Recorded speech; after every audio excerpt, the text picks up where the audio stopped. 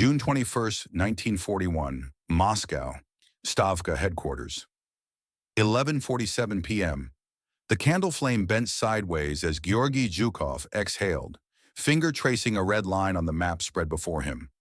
The line ran from the Polish border through Minsk, curved slightly at Smolensk, then continued straight as an arrow toward the Kremlin's walls. Electricity had been rationed again, Stalin's paranoia about sabotage, so the general staff worked by candlelight like medieval monks plotting crusades in reverse. His aide, a nervous lieutenant whose name Zhukov could never remember, cleared his throat from the doorway. The question came hesitant, almost apologetic in its timing. "Comrade General, the fortifications at Smolensk. If we cannot hold the city, why concentrate so many divisions there?" Zhukov's finger stopped at Smolensk, pressed down hard enough to wrinkle the paper. The candle threw his shadow across the wall, making him look twice his actual size. A giant bent over the map of Russia, like some ancient god deciding which pieces of the earth to sacrifice. "Because we don't need to stop them there, Lieutenant. We need to drown them." The aide blinked, understanding nothing. Zhukov didn't elaborate.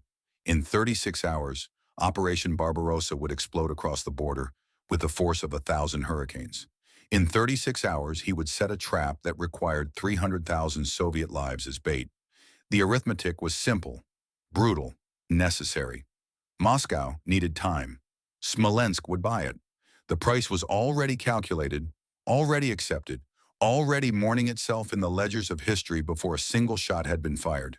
The candle guttered. Somewhere in the building, a clock struck midnight. June 22nd had arrived. 400 kilometers west, along the Soviet-German border, Senior Lieutenant Dmitri Volkov woke to a sound that shouldn't exist. "You are 34 years old. You taught history at Kiev State University for 9 years before conscription found you in the first wave of mobilization. You commanded a classroom of bored teenagers debating whether Napoleon could have taken Moscow if he'd arrived in July instead of September. Now you command 3rd Platoon, 154th Rifle Regiment, 16th Army, and you're about to learn that history doesn't debate, it devours." The sound came again. Not thunder. Too rhythmic. Too mechanical. Freight trains screaming overhead, except there were no tracks in the sky. The ground beneath your cot vibrated, a tremor that climbed through the wooden legs and into your spine and settled in your teeth like the beginning of an earthquake that would never stop. 3:15 a.m. The first shell landed 50 meters from the barracks, close enough that the explosion blew out every window simultaneously. Glass became a horizontal rain of razors. The smell hit you before the sound registered. Pine resin from trees shattered into splinters, mixed with cordite sharp enough to burn the inside of your nose. The taste came next. Copper flooding your mouth, the flavor of fear distilled into something you could swallow or spit depending on how much time you had left to live. Private Alexei Gromov stood in the doorway, 19 years old, farm boy from Kursk Oblast, broad shoulders built from hauling wheat, hands that had never held anything more dangerous than a pitchfork until 3 months ago. His face looked gray in the pre-dawn darkness, eyes wide enough to see the whites all around. "Lieutenant, what do we do?" Your answer would haunt you for 11 weeks. 380 kilometers west, Obergefreiter Klaus Weber polished his wedding ring with the corner of his undershirt. The metal-catching firelight from the campfire his squad had built in violation of blackout orders. Nobody cared about blackout anymore. The invasion started in 2 hours. Stealth was obsolete. 28 years old. Bavaria. Former mechanic at Schmidt & Sons garage in Munich, drafted 1939, trained on Panzerwagens at Grafenwohr, promoted to tank commander after Poland because the previous commander took a round through the vision slit during the Warsaw Siege. Weber believed in Germany the way other men believed in God, with the unshakable faith of someone who'd never been given reason to doubt. The photograph lay in his lap, creased from handling, showing Anna and Greta outside their apartment in Munich. Anna smiled at the camera. Greta looked away at something off-frame, probably a dog or a bird, anything more interesting than standing still for Papa's goodbye photo. 4 years old. She'd be 5 in December. His tank commander, Hauptmann Steiner, 35, veteran of France and the Low Countries, Iron Cross First Class, pinned to his tunic like a talisman against death, walked past carrying a tin cup of ersatz coffee. Weber, put that away. We'll be in Moscow by Greta's birthday. You can take her to Red Square, show her the Kremlin. Weber believed him. Why wouldn't he? Poland fell in 27 days. France in 6 weeks. The Soviets had lost to Finland. Finland, for God's sake, a nation of 3 million farmers and fishermen. Russia was a house of cards waiting for the first strong wind to collapse it into rubble. He opened the letter Anna had sent 2 weeks ago, arrived yesterday, already read 17 times. Her handwriting looked rushed, ink smudged in places where her hand had dragged across wet letters. Klaus, Greta asks every night when Papa comes home. What should I tell her? Tell her Christmas, definitely by Christmas. He said it aloud to nobody, the words disappearing into smoke from the campfire. Somewhere in the darkness beyond the firelight, 3 million German soldiers prepared to cross the border. 600,000 vehicles, 600,000 horses, 4,000 aircraft. The largest ground invasion in human history, and Klaus Weber, tank commander, Panzer IV Mir 404, 2nd Panzer Group, believed himself immortal. He was wrong. He had 7 months to live. But in this moment, polishing his wedding ring, while his daughter slept 2,000 kilometers away, he believed in Christmas. The sun rose cold and golden over Eastern Europe. 3:15 a.m. became 3:16, then 3:17. History held its breath. Then hell arrived with a sound like the world tearing itself in half. Adolf Hitler, watching from his headquarters at the Wolf's Lair, believed he understood Russia. He'd read the intelligence reports, studied the maps, calculated the distances. The Red Army was a colossus with feet of clay, he'd told his generals, a rotting giant sustained by fear and lies. One good kick and the entire structure would collapse. What Hitler couldn't see from his maps and his bunkers and his delusions, beneath the Russian soil, something ancient had begun to wake. Not a colossus, a monster, the kind that had swallowed Swedish kings and Polish armies and Mongol hordes and Napoleon's Grande Armée. It didn't fight with tanks or planes or the theories of modern warfare. It fought with time and earth and the slow suffocation of distance. It fought with arithmetic. And in Moscow, by candlelight, Georgy Zhukov had already done the math. June 22nd, 1941. Dawn. Klaus Weber's Panzer IV lurched forward, 14th tank in a column of 60, tracks chewing through the dirt road that separated Germany's forward positions from Soviet territory. The engine roared, a mechanical thunder that drowned out thought, reduced the world to vibration and diesel smoke and the metallic taste of adrenaline. The border post appeared through the morning haze, a wooden guard shack, a red and white striped barrier arm, a Soviet soldier standing beside it with a cigarette dangling from his mouth. The soldier looked up as the panzers approached. His mouth opened. The cigarette fell. He ran. Weber's tank crushed the barrier without slowing, the wood splintering beneath 30 tons of German steel like kindling beneath a boot. The Blitzkrieg had begun. The first week became a fever dream of speed and destruction. June 22nd through 28th, 6 days that rewrote every assumption about modern warfare, every calculation about what was possible when combined arms doctrine met an unprepared enemy. Day 1. Crossed the Bug River at Brest. Weber's company, 4th Wave, rolled across pontoon bridges while engineers worked waist-deep in the current, bolting flotation drums to the underside of each span. Soviet artillery tried to range the bridges, shells landing 50 meters short, then 30, then 10. Then the artillery fell silent because the observers were dead or running or both. 300 kilometers penetrated in 24 hours. Weber wrote in his journal that night, hands shaking from exhaustion and adrenaline. June 22nd, like driving through a dream. They run before we even fire. Is this war or is this something else? Day 3, Branovici captured. The town's defenders, maybe 200 soldiers, maybe fewer, retreated so fast they abandoned their equipment. Weber's platoon found a T-26 light tank, fuel tank full, ammunition loaded, engine still warm.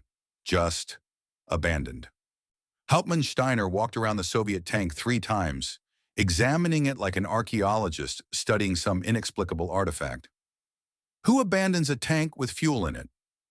Nobody answered. There was no answer. The Red Army was evaporating like morning dew beneath the summer sun. Day 6. Minsk falls.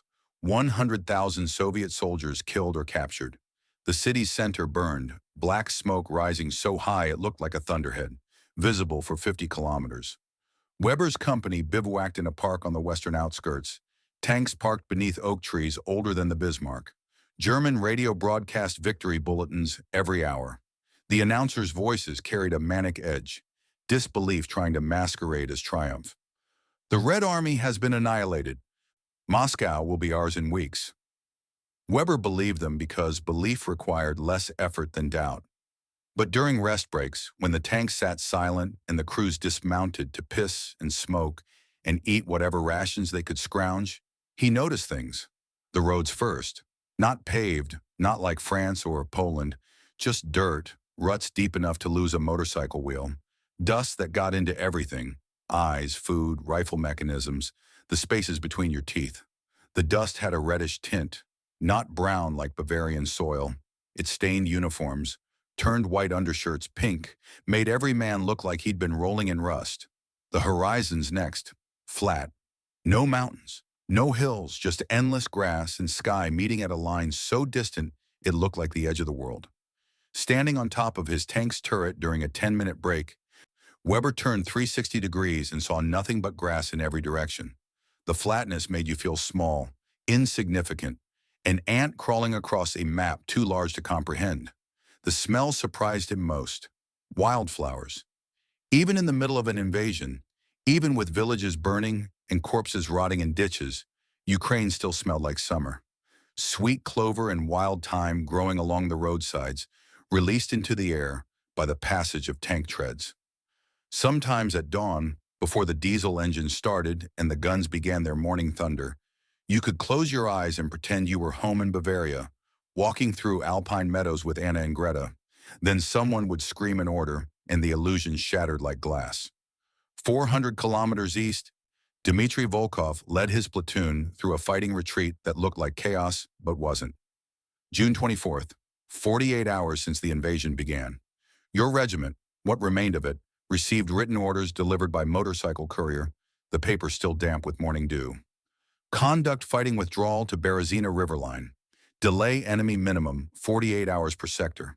Destroy all bridges, deny enemy supplies, evacuate civilians east. Signed, Marshal S.K. Timoshenko, Commander, Western Front. You read the orders 3 times, understanding crystallizing like ice in your stomach. This wasn't panic. This wasn't the collapse that German radio kept crowing about. This was planned. They knew this was coming. Your superiors, someone, somewhere, had predicted this catastrophe and prepared for it. The orders meant dying slowly instead of dying quickly. Acceptable arithmetic. Your platoon, started with 38 men on June 22nd, now down to 29, executed the withdrawal with the grim efficiency of men who understood they were already dead, just hadn't stopped moving yet. Ambush the German scouts at crossroads, blow the bridge after the last truck crosses, shoot out the tires on trucks you can't take, pour sugar in the fuel tanks, smash the engine blocks with sledgehammers, burn the wheat fields, drive the livestock east or slaughter them in place, whatever's faster. Leave nothing. Private Gromov, shoulder bandaged from a ricochet 2 days ago, helped you mine a bridge over the Shara River. 12 charges, wired in series, command detonator placed in a ditch 200 meters away. You waited in the ditch for 6 hours, mosquitoes thick as fog, watching the bridge through binoculars. 1400 hours, German motorcycle scout appeared, stopped at the bridge's eastern end, examined the planking for mines, found nothing. You'd buried them too deep, waterproofed the charges in oilcloth, the wires invisible beneath mud. The scout waved forward the main column. You counted tanks. 1, 5, 10, 15, 20. A company-sized element. Panzer IIIs and IVs. Tracks rattling across the wooden bridge deck. You waited until tank number 12 reached the center span. Then you twisted the detonator handle. The bridge exploded upward, a fountain of splintered wood and steel and water from the river below. Tank number 12 disappeared into the fireball, turret separating from the hull, spinning through the air like a coin flipped by a giant's hand.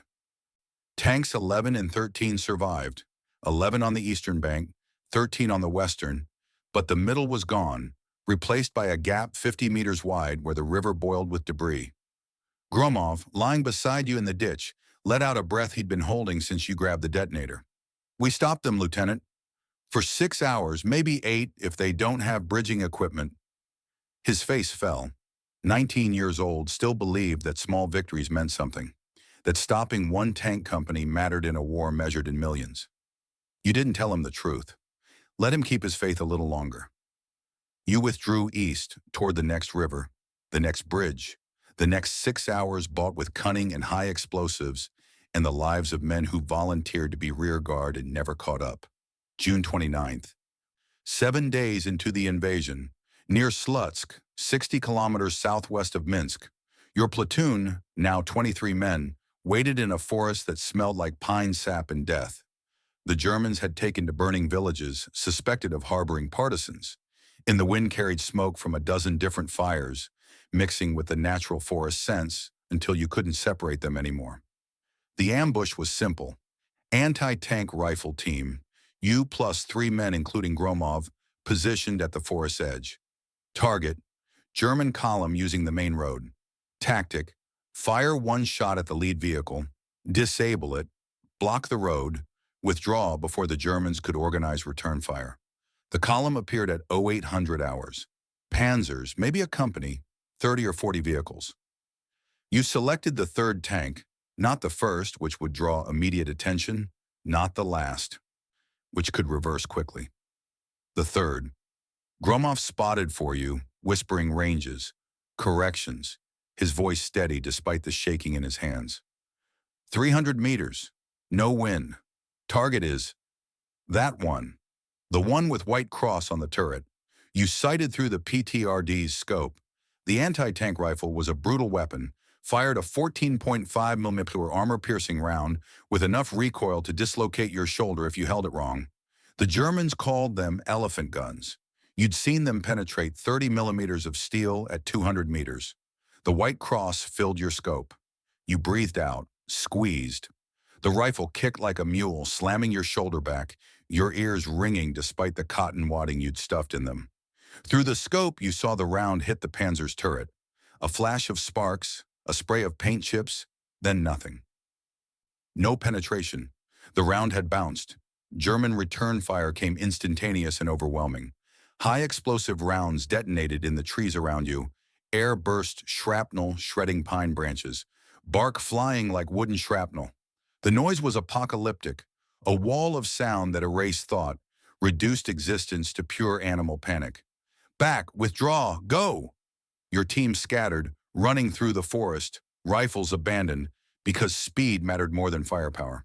Behind you, the forest erupted with impacts, German machine guns stitching patterns through the undergrowth, tracer rounds setting dry pine needles on fire. You counted heads at the rally point, 300 meters deeper into the forest. 4 men, all present. Gromov bleeding from a shoulder wound. Not the old one, a new one, fresh blood soaking through his tunic. How bad? He moved his arm, winced, moved it again. No bone showing. Exit wound visible on the back of his shoulder, clean through. I can walk, I can shoot. Then we walk. But before withdrawing, you look back toward the road, toward the German column now reorganizing after the ambush. Through the trees, you saw soldiers dismounting from the tanks, examining the forest edge. 1 man, tank commander, probably, judging by the binoculars around his neck, walked to where your position had been, bent down, picked up something from the ground. Your rifle. You'd left it behind in the panic. The German turned the rifle over in his hands, examining the Cyrillic inscription on the stock. Kurskaya Oblast, 1938. Kursk Oblast, 1938. The rifle had been issued to some other soldier, some other war, passed down through the armory system until it reached you 3 months ago. The German looked up, stared directly at the forest where you hid 200 meters away, too far to see clearly, but you felt his gaze like pressure against your chest. You could take the shot. PPSH submachine gun, 40 rounds left, 200-meter range. Difficult but possible, Gromov whispered beside you. Lieutenant, we should... I know. The impossible choice presented itself with crystalline clarity. Shoot the German. Kill him. Avenge the 7 men you'd lost since June 22nd. But shooting revealed your position. Revealed your position, the Germans would respond with artillery or air support or both. You'd die. Gromov would die, 19 years old with his whole life unlived.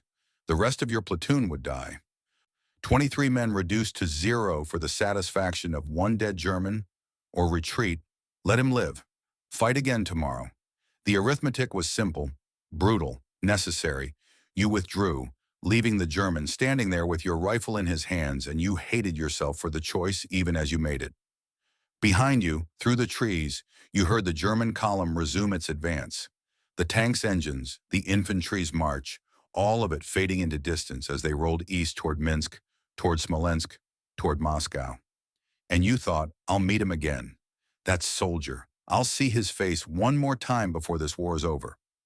Klaus Weber stood in the forest clearing, turning the Soviet rifle over in his hands, examining the crude but functional design. Mosin Nagant, he recognized from intelligence briefings. Standard Red Army issue, 5-round internal magazine, bolt action, effective range 800 meters in trained hands. The woodstock was rough, unfinished, marked with Cyrillic letters he couldn't read. He traced the inscription with one finger, wondering about the man who'd owned this rifle, fired it, abandoned it. Alive or dead, running or regrouping. Would they meet again? Hauptmann Steiner appeared at his shoulder. Weber, we're moving out. Leave the Russian trash. He dropped the rifle, watched it fall into the pine needles and disappear. But something stayed with him, something he couldn't articulate, a feeling like recognition. The forest had watched him. Someone in those trees had him in their sights and chose not to shoot. Why? The question haunted him as the column reformed and continued east. Through forests that seemed alive with invisible threats, across rivers that ran red with blood and oil, toward a city whose name he could barely pronounce. Smolensk, July 8, 1941. 16 days since the invasion began. Dmitri Volkov crossed the Dnieper River into Smolensk at dawn, riding in the back of a ZIS-5 truck with 19 other soldiers. The last remnants of your platoon after 1,100 kilometers of fighting retreat from the Polish border. The truck's suspension was shot, every pothole transmitted directly through the wooden bench into your spine, but nobody complained. Complaints required energy none of you possessed. The bridge came into view as the truck rounded a curve in the approach road. Medieval stonework, built 1595, according to the brass plaque you glimpsed as you rolled past. Arches spanning the Dnieper's brown current. The bridge had survived 3 centuries of Russian history, Polish sieges, Swedish invasions, Napoleon's retreat in 1812, the Revolution, the Civil War. It would not survive the next 8 weeks. Private Gromov, shoulder newly bandaged by a field medic back in Vitebsk, sat across from you in the truck bed. His eyes were hollow, skin stretched tight over his skull from weight loss and dehydration, but he still tried to smile when he caught you looking. Lieutenant, you said we'd make it to Smolensk. We made it. Now what?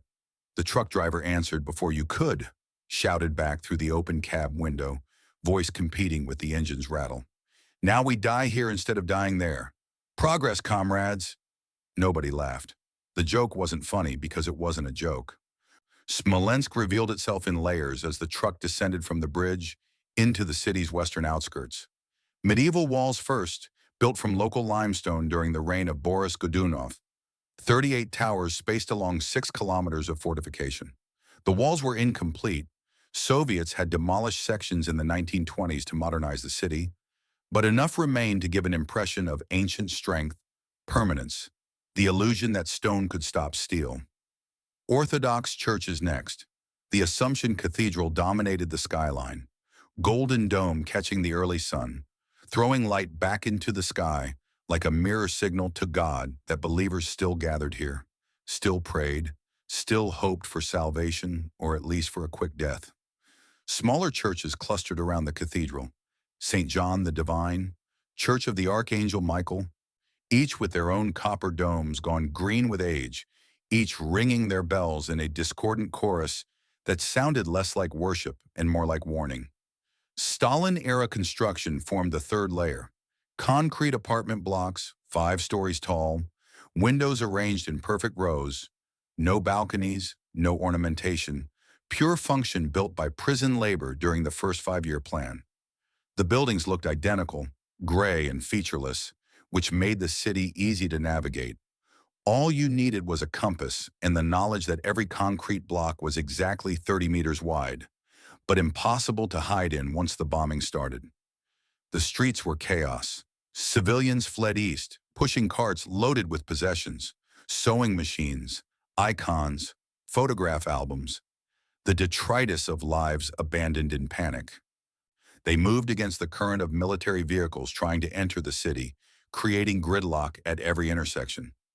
You saw an old woman screaming at a tank driver, beating the tank's glacis plate with her fists, her babushka scarf coming loose and revealing gray hair that caught the wind. Fascists! Devils! You bring death to our city! The tank driver ignored her, ground forward in low gear, tracks chewing pavement, forcing her to step aside or be crushed. She stepped aside, still screaming, and you realized she wasn't cursing the tank driver. She was cursing you, the Red Army, all of you who were supposed to stop the Germans at the border and instead had led them here, to her home, her church, her 1,000-year-old city that smelled like bread from working bakeries and cabbage from mass soup kitchens and diesel from T-34 tanks arriving from the Urals. The smell would change. Soon it would smell like blood and smoke and the charred meat stench of bodies burning in collapsed buildings. But on July 8th, at dawn, Smolensk still smelled like life. Your truck stopped at a commandeered school building on the city's eastern edge, now serving as a temporary battalion headquarters. Peeling yellow paint on the walls, playground empty except for trenches that scarred the dirt where children used to play football, swings still hanging from their frames, but stripped of seats. The chains would be useful for vehicle towing. A lieutenant you didn't recognize directed your group into the school's basement, down concrete stairs that smelled like mold and old textbooks and fierce sweat from the 200 soldiers already crammed into the space. Candles provided the only light, stuck to the floor with their own melted wax, casting shadows that made everyone look like corpses. You found space against a wall, slid down until you were sitting, legs stretched out, rifle across your lap. Gromov sat beside you, close enough that his shoulder touched yours. "Sir, do you think we'll hold?" The honest answer, no. The strategic answer, doesn't matter if we hold, only matters if we delay. What you said, we'll hold long enough. He accepted that, closed his eyes, asleep in seconds. 19 years old, already learned how to sleep anywhere, anytime, the veteran's most important skill. You couldn't sleep. Your mind kept calculating distances, timelines, arithmetic. 1,100 kilometers from the Polish border to Smolensk, covered by the Germans in 16 days. 69 kilometers per day average advance rate. 400 kilometers from Smolensk to Moscow. At current pace, the Germans would reach Moscow in 6 days. Maybe 7 if the mud season started early. Unacceptable. Your thoughts were interrupted by a commotion at the basement's far end. Officers gathering around a table. Map spread out, someone important arriving. You stood, moved closer, using rank to push through the crowd. Marshal Semyon Konstantinovich Timoshenko stood at the table's head, 46 years old, stocky build, scar from the Civil War cutting across his left cheek from temple to jaw. Eyes like hammered iron. He wore a service tunic without decorations, just rank insignia, and he held a cigarette that had burned down to the filter without him smoking it, ash intact, impossibly long. "Comrades," his voice cut through the basement's din like a blade through butter. Everyone shut up. The situation is this. German forces, approximately 900,000 men, approach from the west. Army Group Center, under Field Marshal von Bock. Their objective is Moscow. Our objective is to stop them here. He paused, let the word here hang in the air like a death sentence. Stavka asks, "Can you hold Smolensk?" Silence. Nobody wanted to answer honestly. I answer, we cannot, we will not. Shock rippled through the assembled officers. Someone started to object. You couldn't see who, but Timoshenko raised one hand and the objection died unspoken. We will do something better. We will bleed them. Every day, every hour, every meter. We trade blood for time. He drew on the map with a grease pencil 3 concentric circles around Smolensk's center. Line 1. Outer suburbs, 15-kilometer radius. We delay them 3 days. Circle. Line 2. City proper, streets, buildings. We fight 2 weeks. Circle. Line 3. Dnieper West Bank and Citadel. Last stand as long as possible. Circle. Moscow needs 6 weeks to prepare. We will give them 8, or die trying. You realize, standing there in the candlelit basement, that you were listening to your own death sentence. 6 weeks meant August 20th. It was July 8th now. 43 days. At 70% casualties, the standard for a defensive operation, your battalion of 1,200 men would lose 840 killed or wounded. Statistical certainty said you were already dead. Just hadn't stopped breathing yet. But Timoshenko wasn't finished. While we hold, 1,500 factories evacuate to the Urals. While we fight, Siberian divisions mobilize. While we die, Moscow arms. He crushed the cigarette under his boot, ash finally falling. We are the shield, cracked, breaking, but still standing. Each hour you hold equals 100 T-34s built. Each day equals 1 division saved. You are worth more dead here than alive in Moscow. Acceptable arithmetic. Someone, you never discovered who, asked the question everyone was thinking. What if we withdraw now? Save 300,000 men?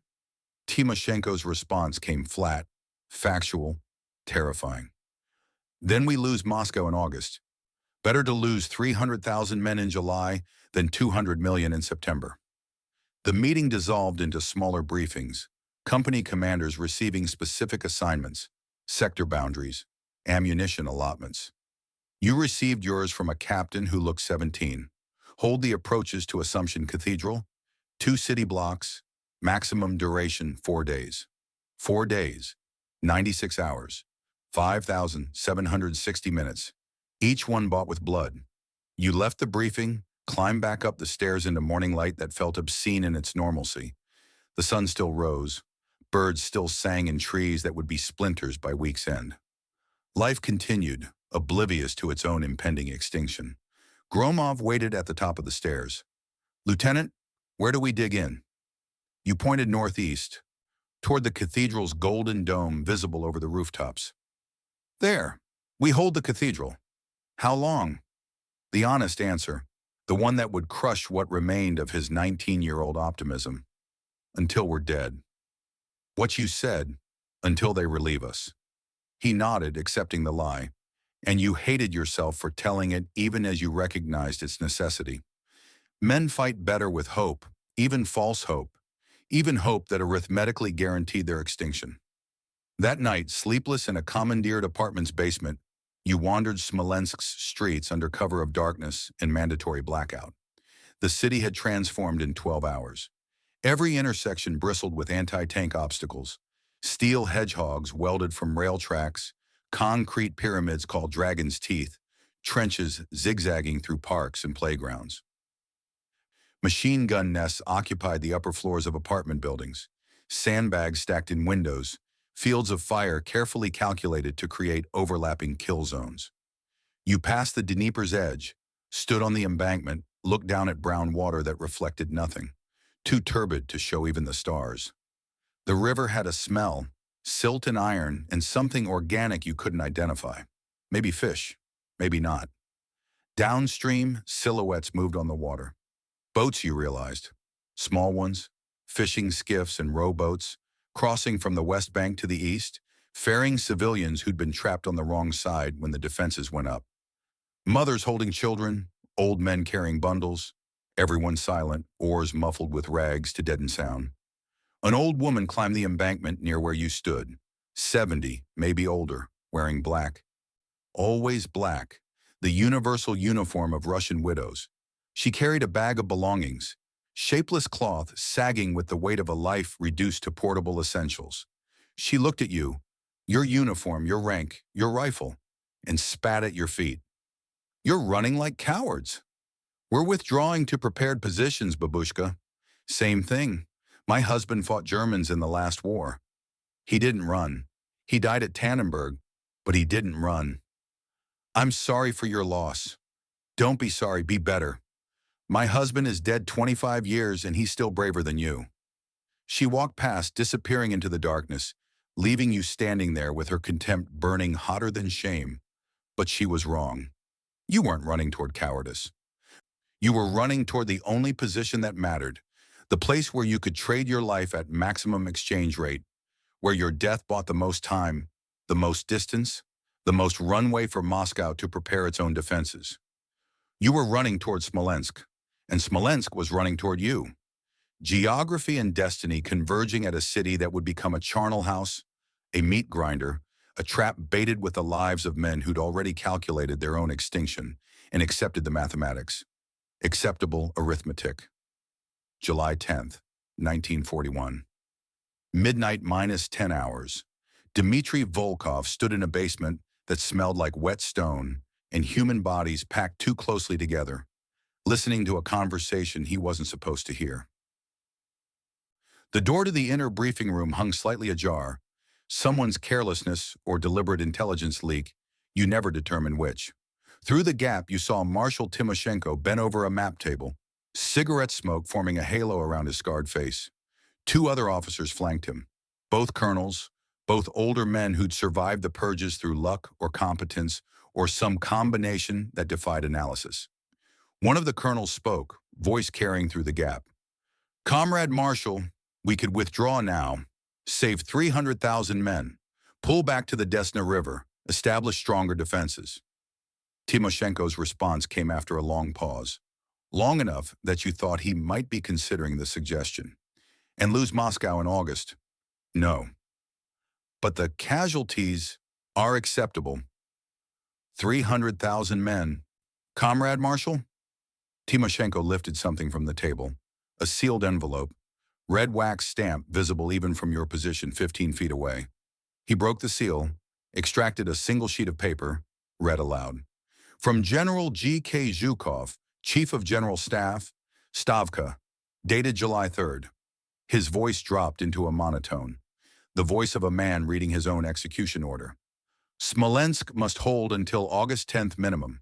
Acceptable losses, 70% of defending force. Strategic value, delay enemy 6 weeks, force premature winter offensive. Every day Smolensk holds equals 1 Siberian division mobilized, 1 factory evacuated, 1 defensive line completed before Moscow. The arithmetic is not negotiable. Silence filled the briefing room like water filling a sinking ship. 70% casualties. 300,000 men defending Smolensk. 70% of 300,000 equals 210,000. Killed, wounded, captured, missing. An entire army's worth of corpses, statistically guaranteed, pre-calculated, accepted before the first shot was fired. You were already dead. The paperwork just hadn't caught up yet. One of the colonels found his voice again, smaller now, defeated. And if we fail, if we cannot hold 6 weeks? Timoshenko refolded the order, returned it to its envelope, tucked the envelope into his tunic pocket. Then Russia falls. Then the Urals remain undefended. Then Moscow evacuates and Stalin flees to Kuibyshev, and the Soviet Union collapses into civil war, while Germans occupy everything west of the Volga. But we will not fail. Failure is not arithmetically possible because failure requires survivors, and we are already dead. He looked up from the map, directly at the door, directly at you standing in shadow beyond the gap. Senior Lieutenant Volkov, stop eavesdropping and enter. Your blood turned to ice. You stepped through the door, snapped to attention, waited for the rebuke or the bullet. Instead, Timoshenko smiled. Not a happy smile. The smile of a man who'd accepted his own death and found freedom in the acceptance. You heard? Yes, Comrade Marshal. Good. Now you understand. Now you can lead men who need to believe they're fighting for victory while you know they're dying for time. Can you do that? The impossible choice delivered as a simple question. Lie to your men about their odds, or tell them the truth and watch morale collapse. Watch them break and run. Watch the defense unravel before the Germans even arrived. Yes, Comrade Marshal. Then dismissed. And Volkov, when you lie to them, make it convincing. Men die better when they believe the lie. You saluted, left the briefing room, climbed back up stairs that felt steeper than before, emerged into night air that tasted like freedom you'd already lost. Gromov waited outside, smoking a cigarette he'd acquired through some mysterious soldier's barter network. Lieutenant, you look like you saw a ghost. I saw the future. Same thing. He offered you the cigarette. You took it, dragged deep, let the smoke burn your lungs, a small pain to distract from the larger one. Sir, are we going to win? The lie came easier than expected, almost natural, almost like truth. Yes, Private. We're going to win. He believed you because 19-year-olds need to believe in something, and you were the closest thing to certainty he had left. You finished the cigarette, crushed it under your boot, ash mixing with Smolensk's dust. Somewhere to the west, German tanks were rolling through the night, headlights off, navigating by starlight and maps in the certainty of their own inevitable victory. They were wrong, but you wouldn't live long enough to tell them so. Dawn broke over Smolensk like the opening of a furnace door. Klaus Weber stood in the commander's hatch of Panzer IV Num 404, binoculars pressed to his eyes, scanning the horizon where the city rose from morning mist like a mirage. 48 hours ago, his company had bivouacked near Vitebsk, 80 kilometers northwest. 48 hours of continuous advance. Roads clogged with vehicles, dust clouds visible for 50 kilometers. The largest mechanized force in human history grinding toward a single objective. 900,000 German soldiers, Romanian and Hungarian divisions on the flanks, each contributing another 50,000 men, bringing the total to 1 million. 1 million men, all converging on a city whose population had been 160,000 in peacetime and was now, 200,000? More? Hauptmann Steiner climbed onto Weber's tank's hull, stood beside the turret, also scanning with binoculars. Weber, you see those clouds east of the city?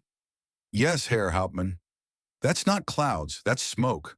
They're burning their own city before we arrive. Weber adjusted his binoculars, zoomed the focus, saw what Steiner had noticed. Black columns rising from Smolensk's eastern districts, maybe a dozen separate fires, too regular to be bombing damage. Deliberate, controlled. The Soviets were destroying their own infrastructure, denying the Germans supplies, shelter, anything useful. Why burn it if they're fleeing? Steiner lowered his binoculars, looked at Weber with an expression that mixed respect and pity. Because they're not fleeing. They're preparing to make us pay for every meter. The briefing came at 5:30 hours. Company commanders gathered around Hauptmann E. Steiner's command vehicle, a SDKF's 251 half-track bristling with radio antennas. The operations officer, a major whose name Weber never learned, spread a map across the half-track's hood, traced approach routes with a grease pencil. Objective, Smolensk. Population, unknown. Estimate 200,000 including military. Defending forces, Soviet 16th Army, 19th Army, 20th Army. Total strength approximately 1 million men. Someone whistled low. Equal numbers. The Blitzkrieg doctrine required 3-to-1 superiority for urban assault. Equal numbers meant months of street fighting, Stalingrad before Stalingrad had happened. The major continued, ignoring the whistle. Initial assault, 0600 hours. Luftwaffe preparatory bombardment, duration 6 hours. Ground assault begins 1200 hours. Expected resistance, heavy. Expected duration, 72 hours. 72 hours. 3 days. Weber wrote it in his journal, underlined it twice, tried to believe it. The major rolled up the map, nodded to Steiner, departed in a cloud of exhaust from the half-track's diesel engine. Steiner gathered his company around Weber's tank, 12 vehicles, 48 men counting crews and attached infantry. Gentlemen, the operations officer is optimistic. We won't take Smolensk in 3 days. We'll take it in 3 weeks if we're lucky, 3 months if we're not. This is not Poland. This is not France. The Soviets are fighting for their homes, and men fight hardest when defending what they cannot afford to lose. He paused, let that sink in, then continued. Expected casualties, 50%. Half of you will die here. The other half will wish you had. But we are German soldiers. We do not flee. We do not surrender. We advance until the enemy breaks, or we do. Weber checked his watch. 0:07 hours. 3 minutes to bombardment. He dropped into the tank's interior, sealed the hatch, switched to intercom. Driver, engine start. Gunner, load high explosive. Loader, secure ammunition. Radio operator, confirm frequency. The crew responded with mechanical efficiency. The Maybach engine coughed, caught, settled into a steady rumble. The turret's electric traverse hummed as the gunner rotated left, checking systems. The radio hissed static, then cleared as they locked onto the company net. 600 hours exactly. The sky to the west exploded with sound. 200 Stukas diving from 10,000 feet. Sirens wailing, bombs falling like black rain. Junkers U-88s followed, level bombing from 8,000 feet, carpet patterns designed to saturate entire city blocks. Heinkel He-111s brought up the rear, incendiary loads intended to start fires that would burn for days. The noise was apocalyptic. Each bomb created its own thunder. Hundreds of individual detonations merging into a continuous roar that made thought impossible, reduced existence to pure sensation, vibration through the tank's hull, heat radiating from engine and sun, the taste of copper fear that coated your mouth like oil. Weber watched through his periscope as Smolensk disappeared beneath smoke and fire. The golden dome of the Assumption Cathedral caught sunlight for a moment, a last defiant flash, then vanished as incendiary bombs ignited the surrounding district. Churches burned, apartment buildings collapsed. Medieval walls crumbled under high explosive impacts, 600-year-old stonework reduced to rubble in seconds. The bombardment lasted not 6 hours but 8, continuing past the scheduled ground assault time because targets kept appearing. Anti-aircraft positions, supply depots, columns of reinforcements trying to enter the city. The Luftwaffe pilots, drunk on success and unlimited ammunition, kept diving and bombing until their aircraft ran dry. 1,400 hours. The bombing finally ceased. Silence rushed back like floodwater, filling the vacuum left by explosions. Weber's ears rang, a high-pitched whine that would last for days. He popped the hatch, breathed air thick with smoke and brick dust, and the chemical stink of high explosives. Smolensk looked like the end of the world. Black smoke rose in columns so high they merged with actual clouds, creating a roofline of soot that blocked the sun, turned afternoon into twilight. Fires burned in every district, orange flames visible through broken windows, white-hot fires in collapsed buildings where fuel or ammunition had ignited. The medieval walls had gaps you could drive a tank through, stones scattered across approach roads like dice thrown by giants. Hauptmann Steiner's voice crackled over the radio. All units, advance. Follow marked routes. Watch for mines. Expect ambush at every intersection. Move out. Weber's company rolled forward, tracks biting dirt, engines straining as the panzers climbed the slope, leading to Smolensk's western outskirts. The approach road was cratered, shell holes overlapping, requiring the driver to navigate between obstacles like threading a needle. They reached the first buildings at 14:30 hours. The silence was wrong. Bombed cities made noise. Fires crackling, walls collapsing, survivors screaming. Smolensk was silent except for the crackling flames and the rumble of German tanks. No civilians, no soldiers. Just empty streets and burning buildings and the sense of being watched by invisible eyes. Weber's tank advanced down Bolshaya Sovetskaya Street, main thoroughfare bisecting the city east to west. The street was 12 meters wide, barely sufficient for 2 tanks side by side. Buildings rose 3 and 4 stories on both sides, stone and brick, windows like empty eye sockets, darkness visible beyond shattered glass. The company spread out, 2 columns, 6 tanks per column, infantry following on foot. Standard urban assault doctrine. Tanks provide fire support, infantry clears buildings, engineers handle mines and barricades. They advanced 200 meters. Nothing. 300 meters. Still nothing. 400 meters. Weber's sense of wrongness intensified into certainty. This wasn't right. Bombed cities should have rubble-blocking streets, survivors fleeing, defenders firing from cover. Smolensk was empty as a tomb. 500 meters. The lead tank, commanded by Feldwebel Hoffman, reported over radio. Approaching intersection with Dzerzhinsky Street. No contacts, no movement. Sir, where are... The anti-tank rifle shot came from 3 stories up, 90 degrees right, 3rd building past the intersection. The round penetrated Hoffman's tank turret at the joint between turret ring and hull, found the gap in the armor, punched through into the crew compartment. Hoffman's tank stopped. Hatches remained closed. Smoke began leaking from the vision slits. The ambush erupted from everywhere simultaneously. Machine guns opened fire from 2nd and 3rd story windows, 8 or 10 positions. Overlapping fields of fire that created a steel net across the street.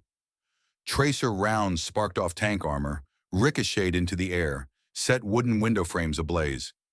Molotov cocktails arced down from rooftops, glass bottles trailing smoke, shattering against turrets, spreading burning gasoline across steel surfaces. Weber's tank was 4th in column, protected by the 3 vehicles ahead. He watched through his periscope as Soviet infantry materialized from basements, from ground floor windows, from behind rubble piles, throwing grenades at close range, firing rifles at tank vision slits, targeting any exposed flesh. Gunner, target that window. 3rd building, 2nd floor. High explosive. Identified. Fire! The 75mm cannon roared, turret interior filling with cordite smoke. Through the periscope, Weber saw the round detonate inside the building, blowing out the entire 2nd floor, bricks and timber, and bodies tumbling into the street. But the machine gun fire didn't stop. New positions opened up to replace silenced ones.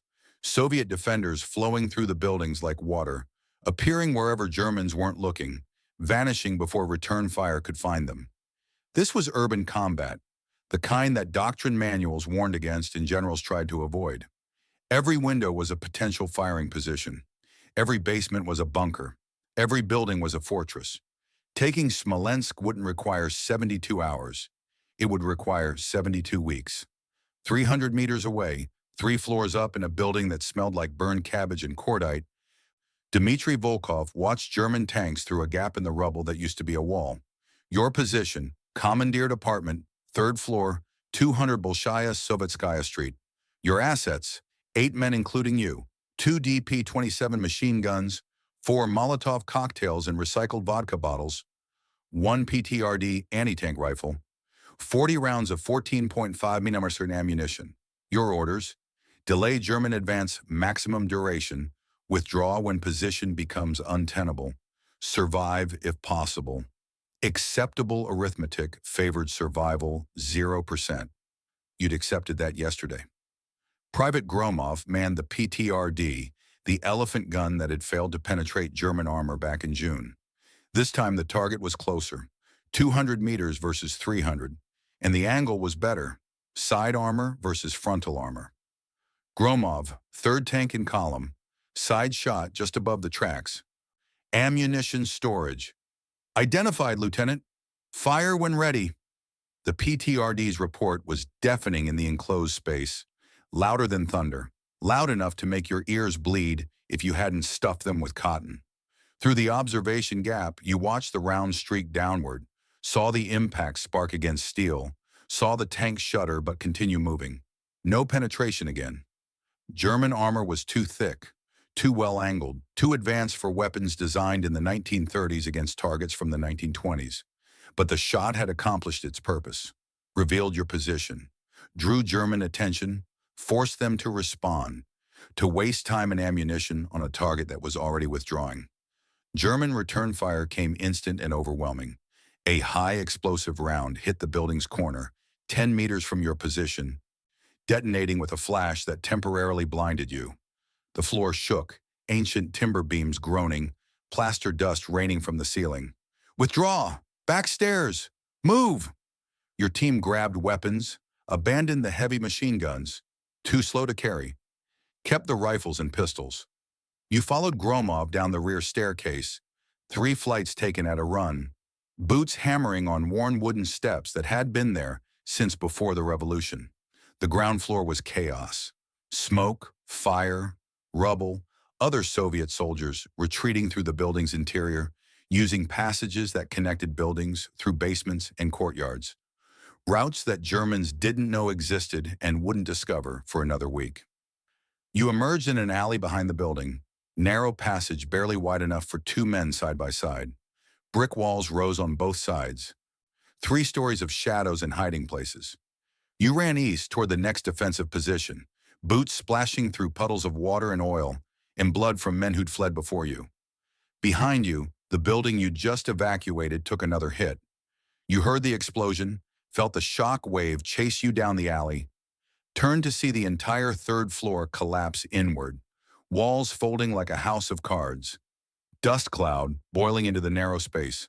Gromov ran beside you, rifle clutched to his chest, breathing hard. "Lieutenant, did we kill any?" "Doesn't matter, we delayed them. 5 minutes, maybe 10, that's the objective." 5 minutes doesn't seem like much, sir. 5 minutes times 1,000 positions equals 83 hours. That's 3.5 days. Add it up, Private. The arithmetic matters. You reached the rally point, a basement 2 blocks east, accessed through a storm cellar hidden behind stacked crates. Your 8-man team had become 6. 2 missing, fate unknown, probably dead in the building collapse. The basement was already occupied by another team, 10 men from a different company, all unknown to you. The senior sergeant nodded as you entered, moved aside to make room. "How bad out there?" "Bad. Germans advancing slowly, checking every building, maybe 100 meters per hour. At this rate, they'll reach the cathedral by tomorrow evening. Then we make them slower. Simple plan, brutal execution, acceptable arithmetic. The day stretched into evening, evening into night. The fighting never stopped, just shifted from daylight to darkness. From precision shooting to blind firing into shadows. Fires provided illumination, turning night into a hellish twilight where you could see well enough to kill, but not well enough to identify targets until they were close enough to kill you. Weber's company advanced 400 meters in 10 hours, from 1400 to midnight. 400 meters purchased at the cost of 3 tanks destroyed, 12 men killed, 23 wounded. The company that had started the day with 14 tanks now operated 11, and 5 of those 11 had damage requiring field repair. Hauptmann Steiner gathered his surviving commanders at 100 hours, July 11th, day 2 of the siege. "Gentlemen, new orders from division. We halt here, consolidate gains, prepare for renewed assault at dawn. Expected relief? None. Expected reinforcements? None. Expected duration? Unknown." Someone asked the question everyone was thinking. "Sir, we were told 72 hours. How long will this actually take?" Steiner's response came after a pause, long enough to feel like years. "As long as it takes, or until we run out of men, whichever comes first." July 27th, 1941. 17 days after the siege began, Klaus Weber stood beside his tank, not number 404, which had been destroyed on day 9, but Tur 17, inherited from a lieutenant who'd caught shrapnel through the throat during a close-quarters engagement that left both sides too exhausted to collect their dead. 17 days of continuous combat had transformed his company from a mechanized cavalry unit into something that resembled infantry more than armor. 9 tanks had become 4 operational, 3 damaged awaiting parts, 2 total losses. The men looked like refugees, uniforms torn, unwashed, faces blackened with soot and powder residue, eyes hollow from interrupted sleep, and the 1,000-meter stare that came from seeing too many friends die.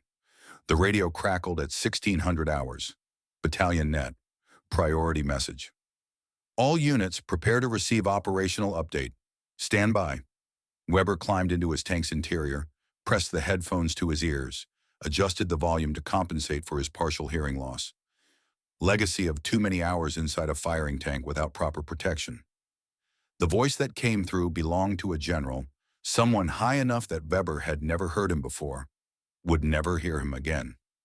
"Attention Army Group Center. As of 15:30 hours today, July 27, 1941, the encirclement of Smolensk is complete.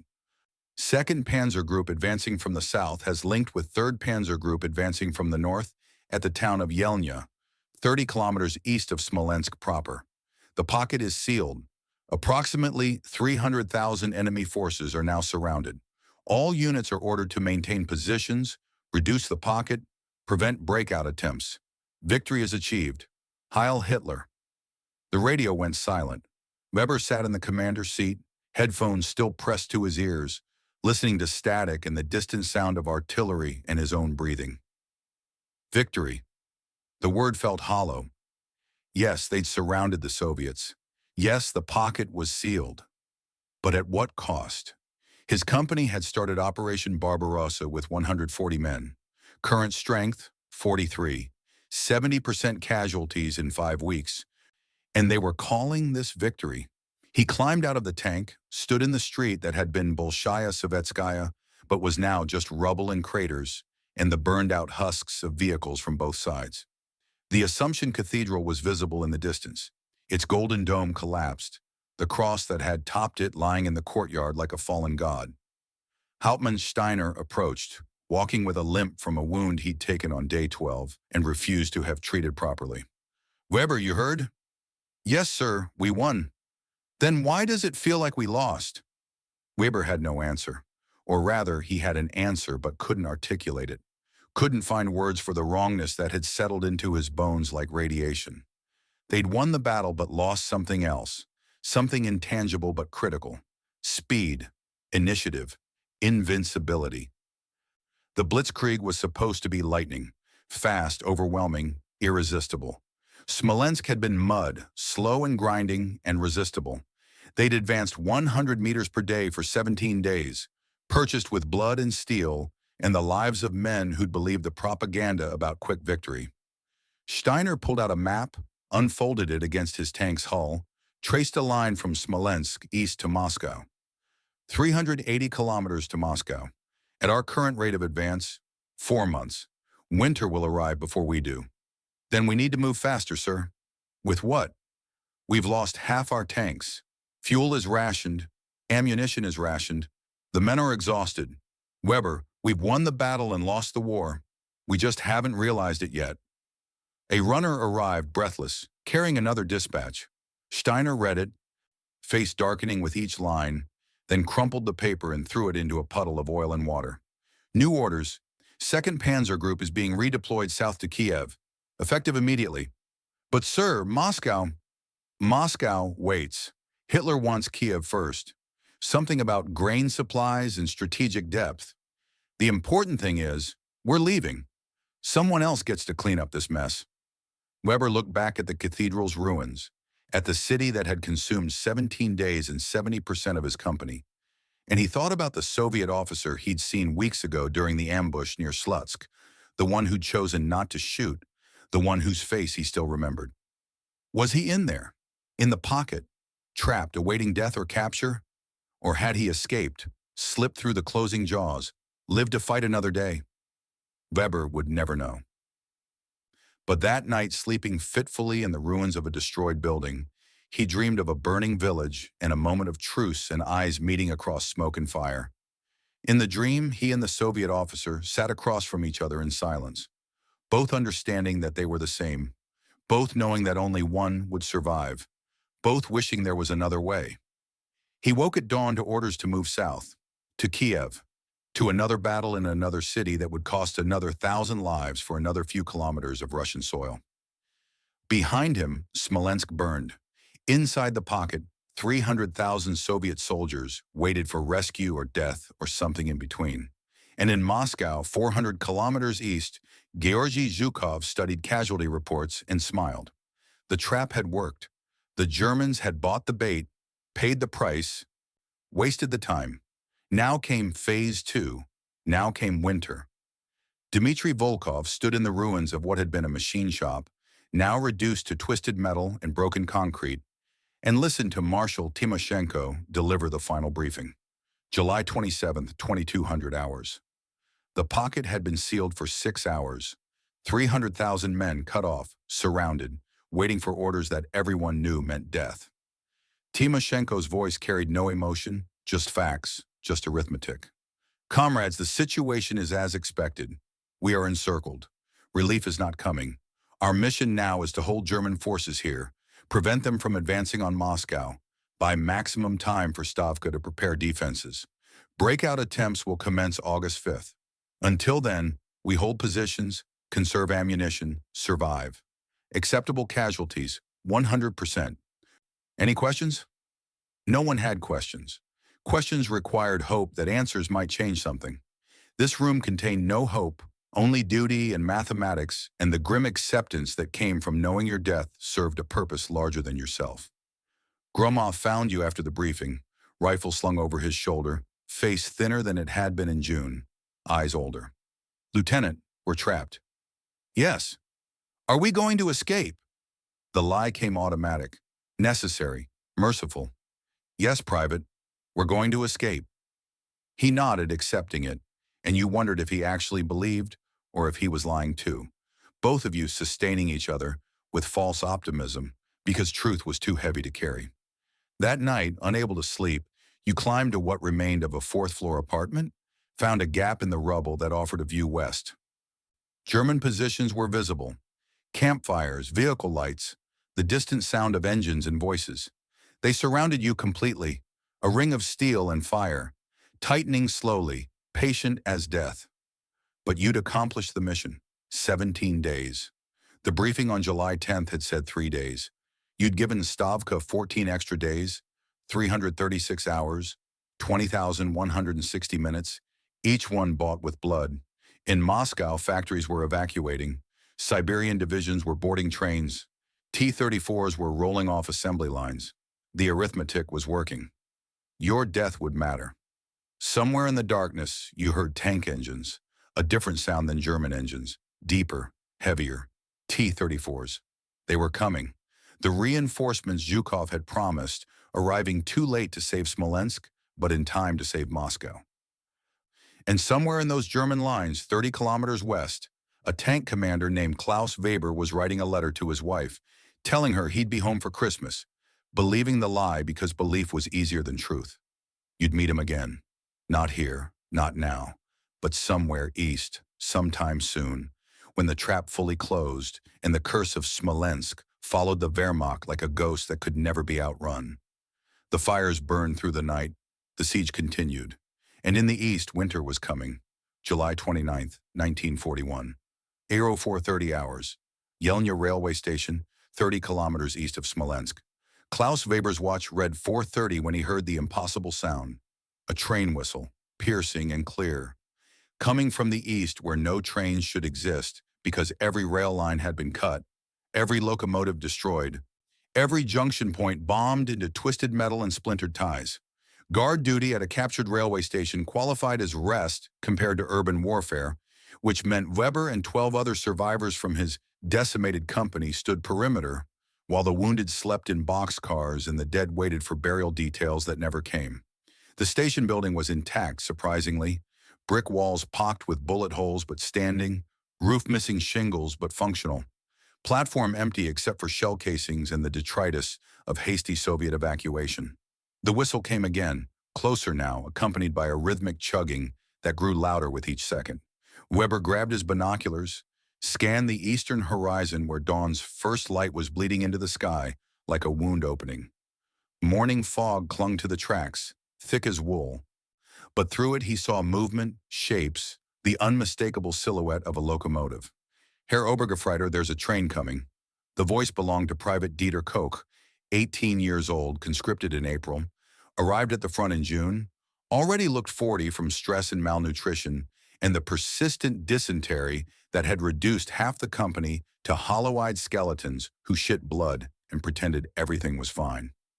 Weber keyed his radio, reported to company command 3 kilometers west.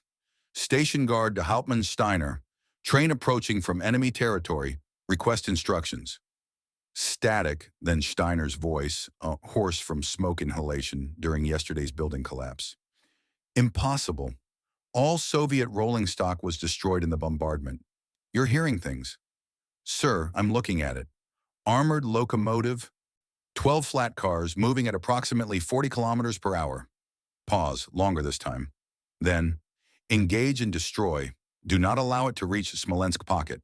Weber had 13 men, one MG-42 machine gun, and assorted rifles.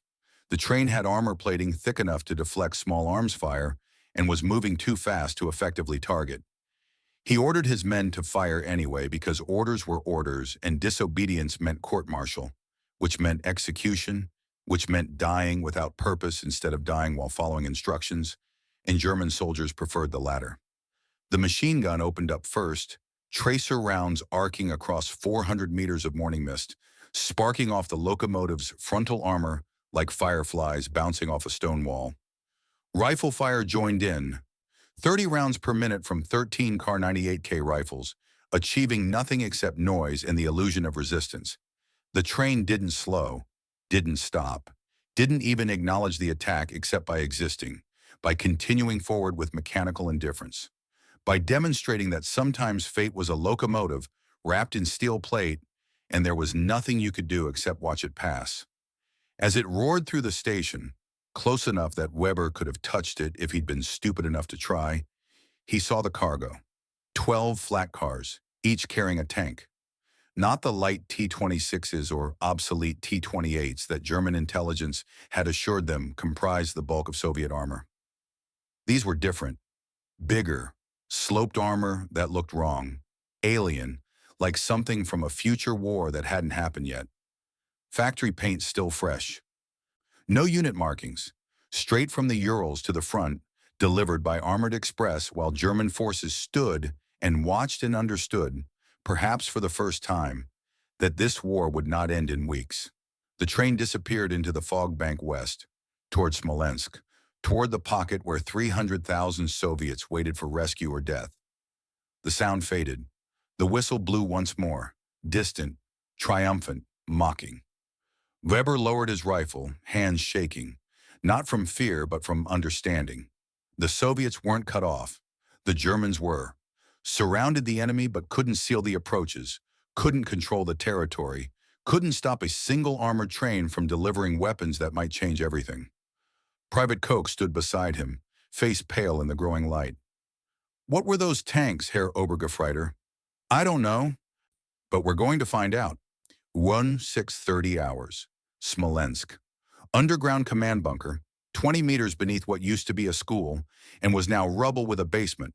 Dmitri Volkov hadn't slept in 38 hours when the alarm brought every officer to immediate assembly, stumbling down concrete stairs that smelled like urine and wet stone, and the sweat of 200 men living in a space designed for 50. Your battalion, started with 1,200 men on July 10th, currently numbered 347 effectives after 17 days of siege, was in reserve, which meant you weren't actively dying, just waiting for the next order that would resume the dying. Rest consisted of sitting against a wall, rifle across your lap, eyes closed, but mind churning through the arithmetic of survival. 347 men. 70% casualties was 840 deaths, which meant you'd already exceeded projections, were operating on borrowed time, statistical anomalies that should have been corpses, but kept breathing through sheer obstinacy. Marshal Timoshenko stood at the map table when you arrived, but he wasn't alone. Another officer occupied the space beside him, someone you'd never seen before, someone whose presence changed the atmosphere like pressure dropping before a storm. Physical presence, stocky, maybe 45, peasant's build, face that looked carved from Ural granite, eyes like frozen Volga in February. No decorations on his uniform except rank insignia, 4 stars, General, and a bearing that suggested decorations were irrelevant because everyone already knew who he was. Timoshenko gestured toward the newcomer, voice carrying the particular flatness of a man making introductions he'd rather not make. "Comrades, General Georgy Konstantinovich Zhukov, Stavka representative. He arrives from Moscow with new orders." The room's temperature dropped 5 degrees.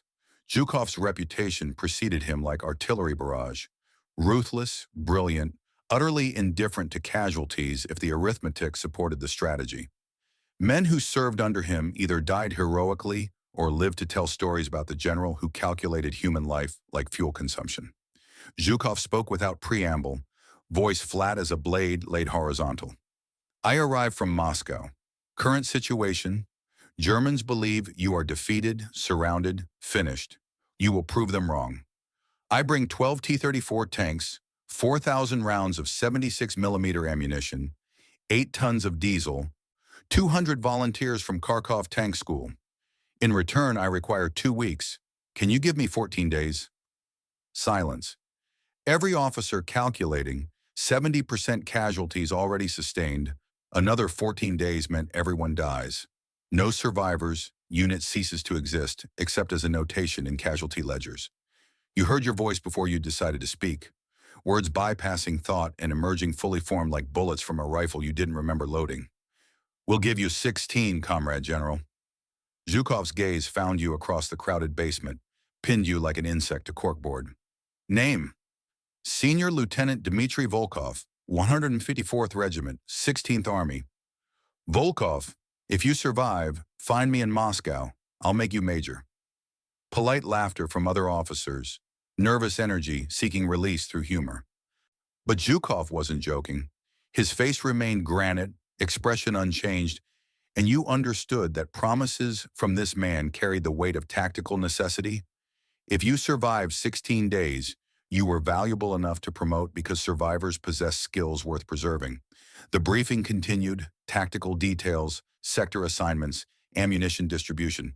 But your attention fragmented, caught on a single detail Zhukov had mentioned: 12 T-34 tanks. You'd heard rumors about the T-34, every soldier had. Whispered stories from survivors of border battles, intelligence reports smuggled from testing grounds. Myths that grew with each retelling until separating fact from propaganda became impossible. Supposedly invincible armor. Supposedly powerful gun. Supposedly the weapon that would turn the tide. Supposedly. After the briefing, as officers dispersed to their units, Zhukov intercepted you near the stairs. Volkov, you taught history? Yes, Comrade General. Kiev State University, 9 years before conscription. Then you understand logistics. Stalingrad wasn't won by Romans through superior tactics. It was won through superior supply lines over superior distance. What did you teach about Napoleon? That he took Moscow but lost Russia because he couldn't sustain his army through winter. Correct. Germans are Napoleon. We are winter, but winter requires time to arrive. Your job is to provide that time. 16 days, you promised. I'll hold you to that promise. He moved past you, climbing stairs toward the surface, leaving you with the weight of a promise you couldn't possibly keep and couldn't afford to break. July 30th, 1941. Dawn. Factory District, Eastern Smolensk. Klaus Weber's inherited tank, Panzer IV 217, formerly commanded by Lieutenant Schaefer until shrapnel through the throat rendered him former, advanced through morning mists that clung to ruined buildings like spectral shrouds. The company's remaining 4 operational panzers moved in column formation, 50-meter intervals, routine sweep of what intelligence assured them was the last pocket of organized resistance in this sector. 8 weeks into Operation Barbarossa, Weber had stopped believing intelligence reports. Intelligence said Moscow by August. Intelligence said minimal resistance. Intelligence said Russian morale was shattered, would collapse any day now. Intelligence was written by officers in comfortable headquarters who'd never heard a T-26 explode or seen Soviet soldiers charge machine guns with bayonets because they'd expended their last ammunition an hour ago and refused to stop fighting. The mist parted ahead, revealing the factory's shell. 3-story brick structure, roof collapsed, walls standing through architectural miracle or German oversight. Windows gaped empty, darkness visible beyond. Perfect ambush position that had probably already killed a dozen German scouts who'd thought the same thing Weber was thinking. Too obvious, too convenient, therefore safe. He was wrong. The shape emerged from the tree line 200 meters ahead, materializing like a nightmare achieving physical form. Tank. Soviet. But wrong somehow. Different from the T-26s and T-28s that constituted 90% of enemy armor encountered thus far. Bigger. sloped armor that deflected light instead of reflecting it, wide tracks that spread ground pressure, preventing the bogging that plagued German panzers in Russian mud. Long gun, 76 mm by the look of it, barrel elevated slightly as if the tank was breathing, alive, aware. Weber's gunner, Unteroffizier Hans Richter, 32, veteran of Poland and France, 3 tank kills to his credit, spoke first, voice carrying the particular uncertainty of a man confronting something outside his experience. "What is that?" "I don't know. Shoot it." Standard engagement procedure. Identify target, range, load appropriate ammunition, fire. Richter had done this 50 times, maybe 100. Muscle memory took over where thought hesitated. Target identified, 200 meters, loading armor piercing. The 50mm gun fired, recoil shuddering through the tank's chassis, cordite smoke filling the turret before ventilation fans cleared it. Through his periscope, Weber watched the tracer arc across morning mist, saw the impact, direct hit on the Soviet tank's turret, perfect shot, textbook precision. The round bounced, spark of impact, spray of paint chips, 50mm an armor-piercing shell deflecting upward at 45 degrees, tumbling through air, disappearing into fog bank beyond. What? The Soviet tank's turret rotated, smooth and mechanical, gun barrel tracking left, finding Weber's panzer with calm deliberation. No panic, no haste, just professional competence from a crew that knew their armor, made them invincible to everything Weber could throw at them. The 76mm gun fired. Time fragmented into discrete moments, each distinct, each eternal. The flash, the sound deeper than German guns, bass note that traveled through earth and steel and settled in your chest cavity like a second heartbeat. The impact, frontal armor, 50mm, insufficient against 76mm armor piercing at 200 meters. Penetration, the round punch through Panzer IV 217's glacis plate like needle through cloth, entered the crew compartment, found Richter sitting in the gunner's position, removed his head and upper torso, continued through the rear armor, exited, kept traveling. 4.2 seconds from impact to ammunition ignition. Weber counted them later, reconstructed the timeline from memory and trauma, and the peculiar clarity that comes from surviving when everyone else died. 1. Impact. Richter's body separating into component parts. Blood spray painting the turret interior. 2. Secondary impact as the penetrating round hit an ammunition rack. Didn't quite set it off, but cracked the casing. 3. Fuel fire starting in the engine compartment. Heat radiating forward through the firewall. 4. Ammunition cooking off, not exploding yet, but reaching critical temperature. 4.2. Weber's hands grabbed the turret hatch, wrenched it open, body moving on autonomous survival instinct while conscious mind struggled to process. He pulled himself through the hatch, rolled off the turret deck, hit ground, rolled again, kept rolling because the tank was a bomb now and distance was life. Behind him, Panzer IV 217 erupted, ammunition detonating, turret separating from hull, flames reaching 10 meters high, metal screaming as it tore itself apart, and somewhere in that conflagration was Richter's corpse, and the radio operator's corpse, and the driver's corpse, and the loader's corpse. 4 men who'd survived Poland and France and 6 weeks of Russia, erased in 4.2 seconds by a tank that shouldn't exist. Weber ran, didn't look back. Ran until his lungs burned and his legs gave out, and he collapsed behind rubble pile 300 meters from his burning panzer. Only then did he look back, see the smoke column rising, see the Soviet tank, that monster, that nightmare, reversing into tree line, withdrawing without pursuing because killing one German tank was sufficient, because their mission was delay, not destruction, because they understood the arithmetic better than he did. Hauptmann Steiner found him 20 minutes later, pulled him to his feet, checked for wounds, found none except the invisible ones. "Weber, the tank, what happened?" "I don't know, sir. We hit it. Direct hit. Turret. The round bounced. Then it just..." His voice failed. Language couldn't accommodate what he'd witnessed, couldn't express the fundamental wrongness of watching your weapon fail, your training fail, Your understanding of military hierarchy fail. German tanks were superior.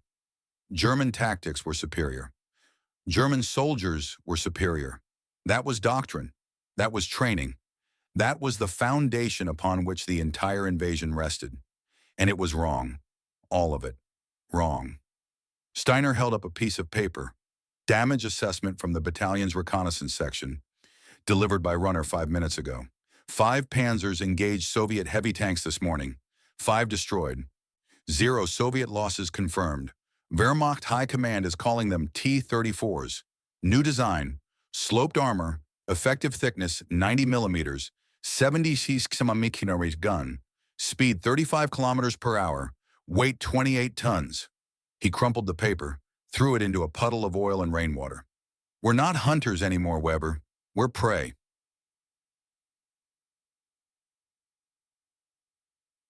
Inside the T-34, 200 meters away, behind tree line that concealed their withdrawal, Captain Dmitri Volkov removed his leather tanker's helmet, wiped sweat from his forehead, allowed himself 10 seconds of satisfaction before returning to professional assessment.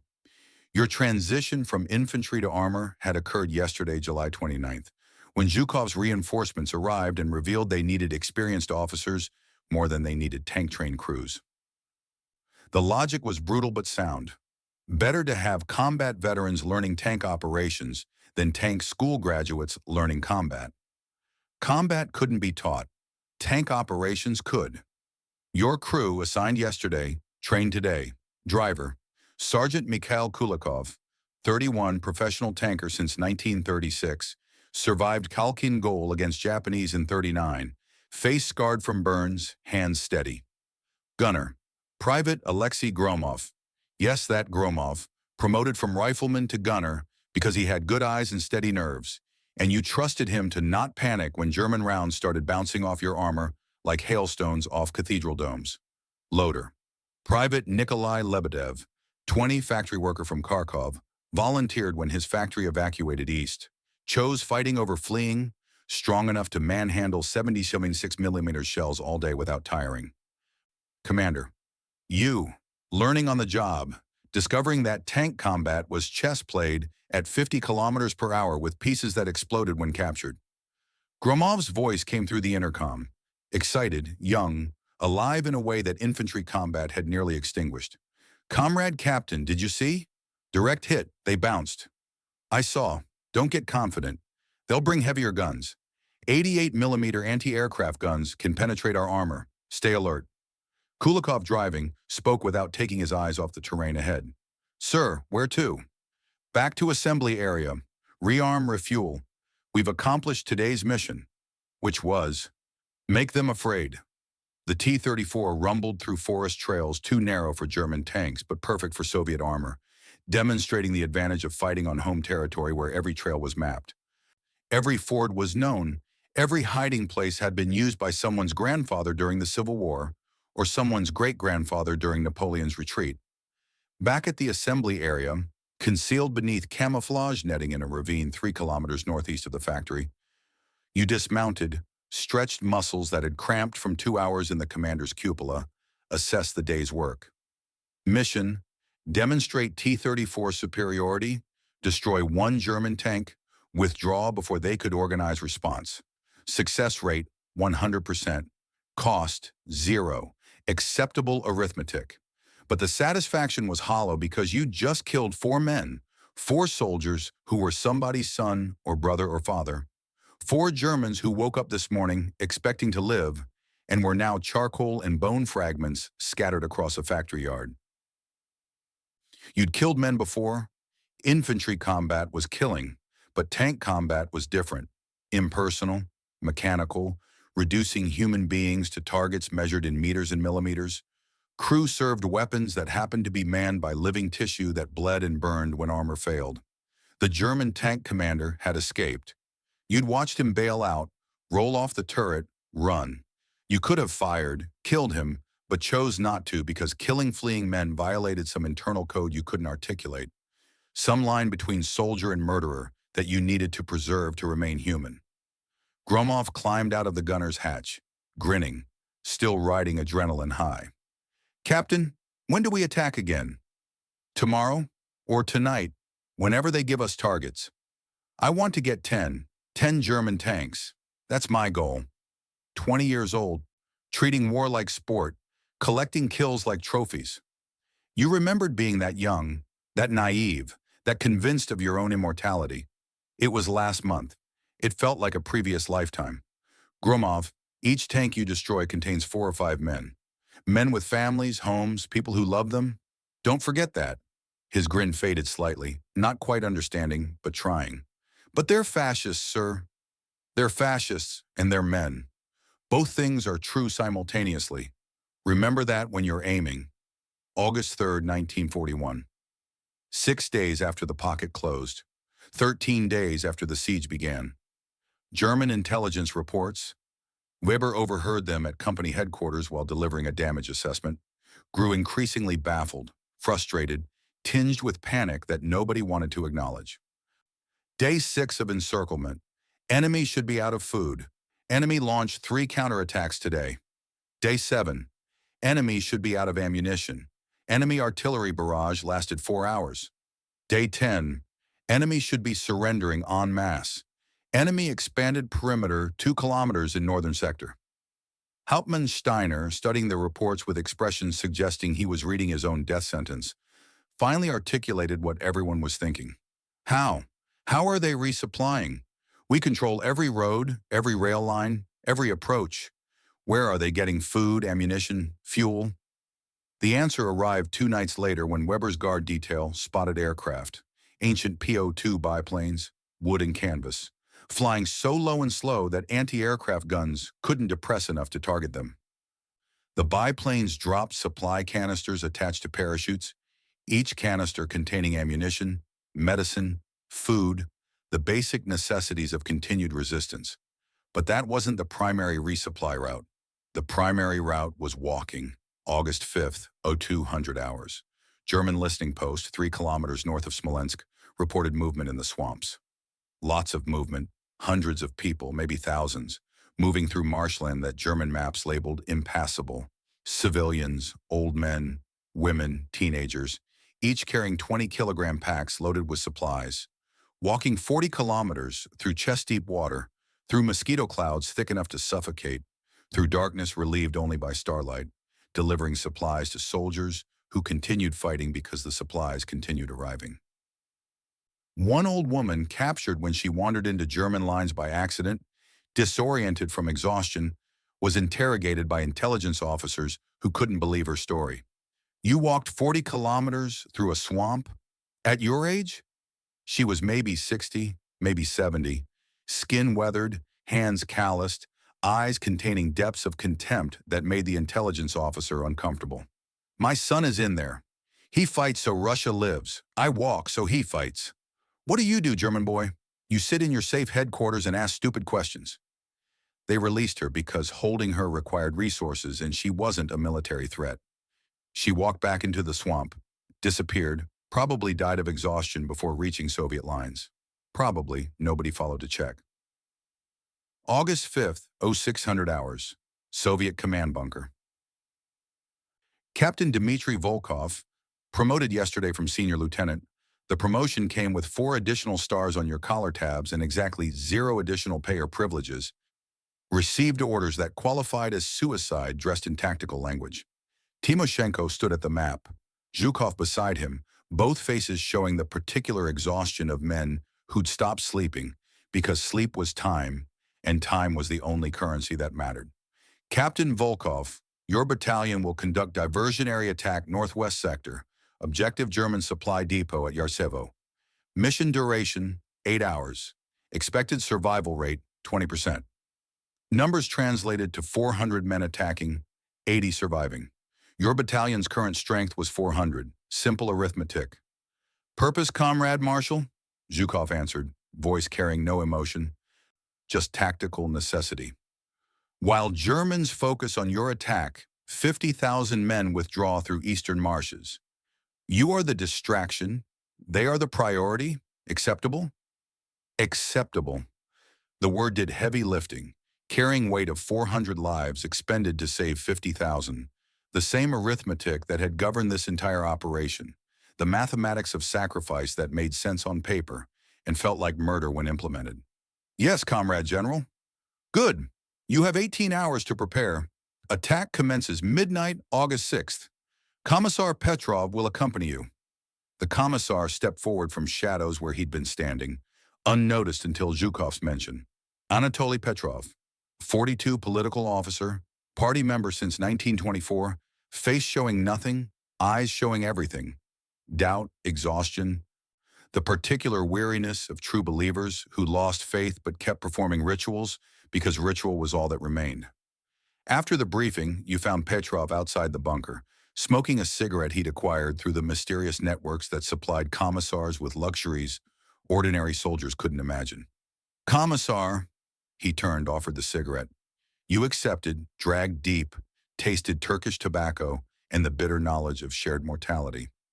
Captain Volkov, you think I'm here to shoot deserters and spout propaganda. The thought occurred. I am, that's my function. But between us, between men who know they're dead, I stopped believing in 1937, the purges. I denounced my commander to save myself. He was innocent. They shot him anyway. I got promoted.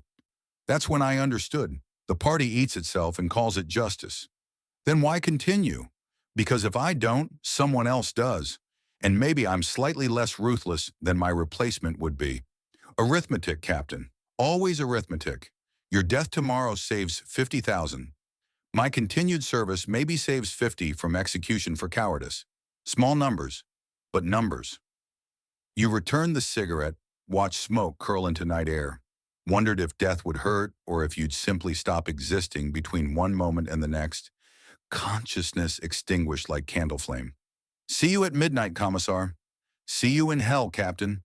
August 6th, 001 hours. The attack began exactly on schedule. 400 men, 200 with Mosin Nagant rifles, 90 rounds each. 100 with PPSH-41 submachine guns, 200 rounds each. 50 with DP-27 machine guns, 500 rounds each. 30 sappers carrying explosives.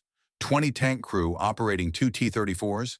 Support elements, officers, medics, bringing the total to 400. Objective: German supply depot at Yartsevo, 12 kilometers northwest. Intelligence reported 30 trucks, ammunition stockpiles, fuel dump. Destroying it would disrupt German logistics for 72 hours. But disruption wasn't the point. The point was distraction. The point was making Germans look northwest while 50,000 men escaped southeast through swamps that Germans believed were impassable. You led from the front because officers who led from the rear got fragged by their own men when the shooting started, advanced through wheat fields, grain waist high, providing concealment until German flares went up at 0430 hours and turned night into day, bright enough to count individual soldiers at 400 meters. Machine guns opened fire. MG-42s, 1,200 rounds per minute, sound like ripping canvas, tracers drawing red lines through wheat field, cutting men down in swaths, mathematical precision applied to human flesh. Your first wave, 80 men, lost 30 in the first minute. The survivors kept advancing because retreat meant dying slowly instead of dying quickly, and both options ended in death, so forward momentum at least created illusion of purpose. Grumov's T-34 provided fire support, high explosive rounds detonating in German trenches. But one tank against prepared positions was gesture, not solution. The second T-34 took an anti-tank round at 0445 hours, brewed up. Crew bailed out except the gunner who died in the turret when ammunition cooked off. You reached German trenches at 500 hours with 40 men remaining from your 80-man lead element. Hand-to-hand combat, bayonets and entrenching tools and fists. Germans fighting with desperation of men who understood that losing a supply depot meant starving. Soviets fighting with desperation of men who understood they were already dead. Commissar Petrov fought like demon, Tokarev pistol in each hand, shooting Germans at point-blank range. 3 rounds left, 2, 1, empty, then using pistols as clubs, smashing skulls, roaring like bear, blood covering his uniform. His blood, German blood, impossible to distinguish. A German rifle shot hit him, stomach, intestines visible through torn uniform. He kept fighting. Shot another German, then another, then collapsed, still conscious, still trying to reload empty pistols with hands that couldn't grip anymore. You knelt beside him, combat continuing around you, bullets snapping past close enough to hear their passage. "Commissar, I'll get you evacuated." "No, leave me. Get to the depot." Blood spreading across his uniform, pooling beneath him. Too much blood. Arterial bleeding that couldn't be stopped without surgery, and surgeons were 12 kilometers away. "Comrade Commissar?" "Did we win, Captain?" You looked at the battlefield, at German trenches overrun, at the supply depot burning in the distance, sappers having placed charges while you provided distraction. "Yes, Comrade Commissar. Great victory." He smiled, teeth red with blood.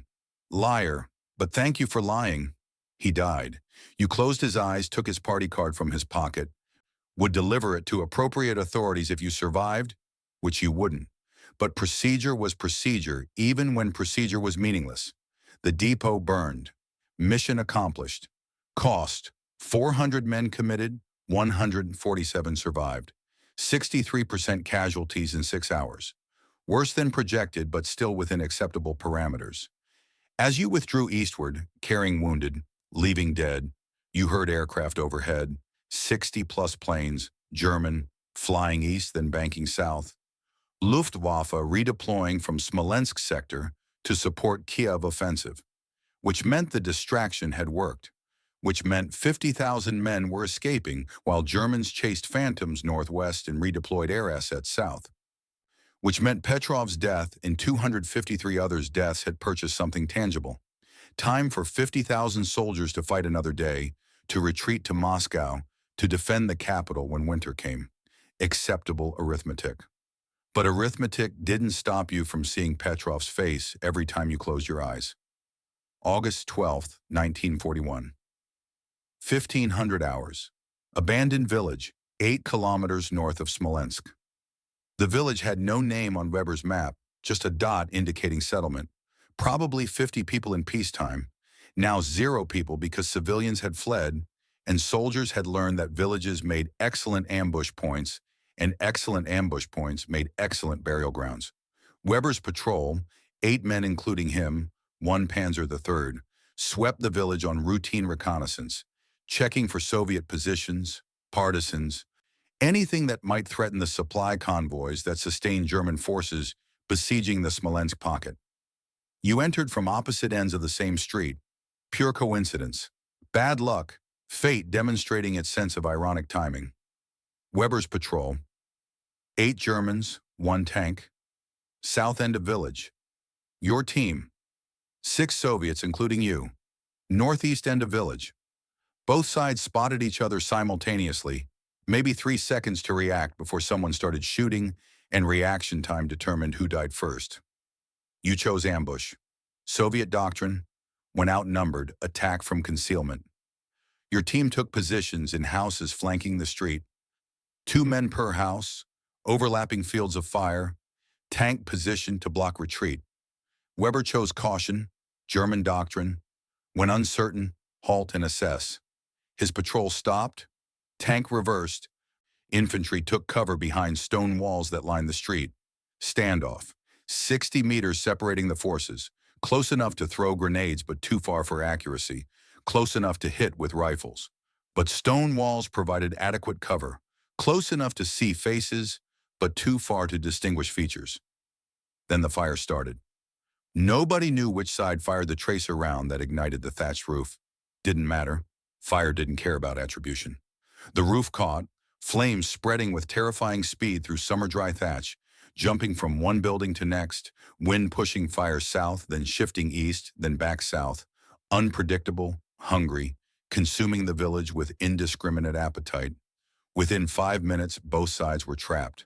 German positions on south end blocked by fire, Soviet positions on north end blocked by fire. Only escape, east, through open wheat field, no cover, mutual suicide if shooting continued. Weber made the decision, shouted in German across 60 meters of burning village. "Ruskies! The house is burning! Ceasefire!" You didn't speak German.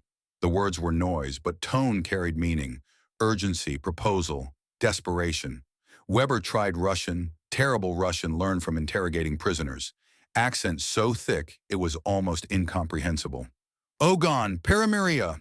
Fire, truce. You understood.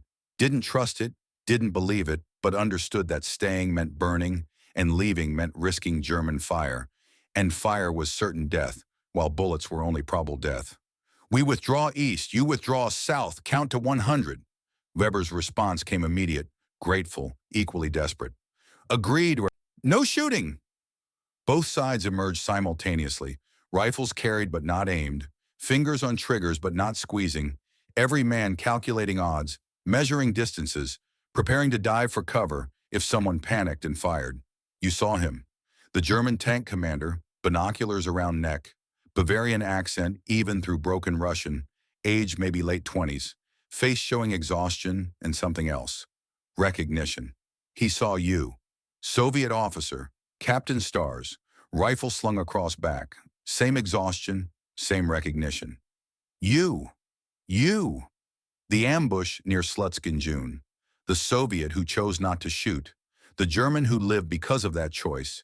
60 days ago, different lifetimes, same war. 60 meters separated you. Long range for pistols, medium range for rifles, point-blank range for the certainty that shooting him meant dying, because his men would shoot you, and your men would shoot them, and everyone would die in a village whose name didn't exist on maps.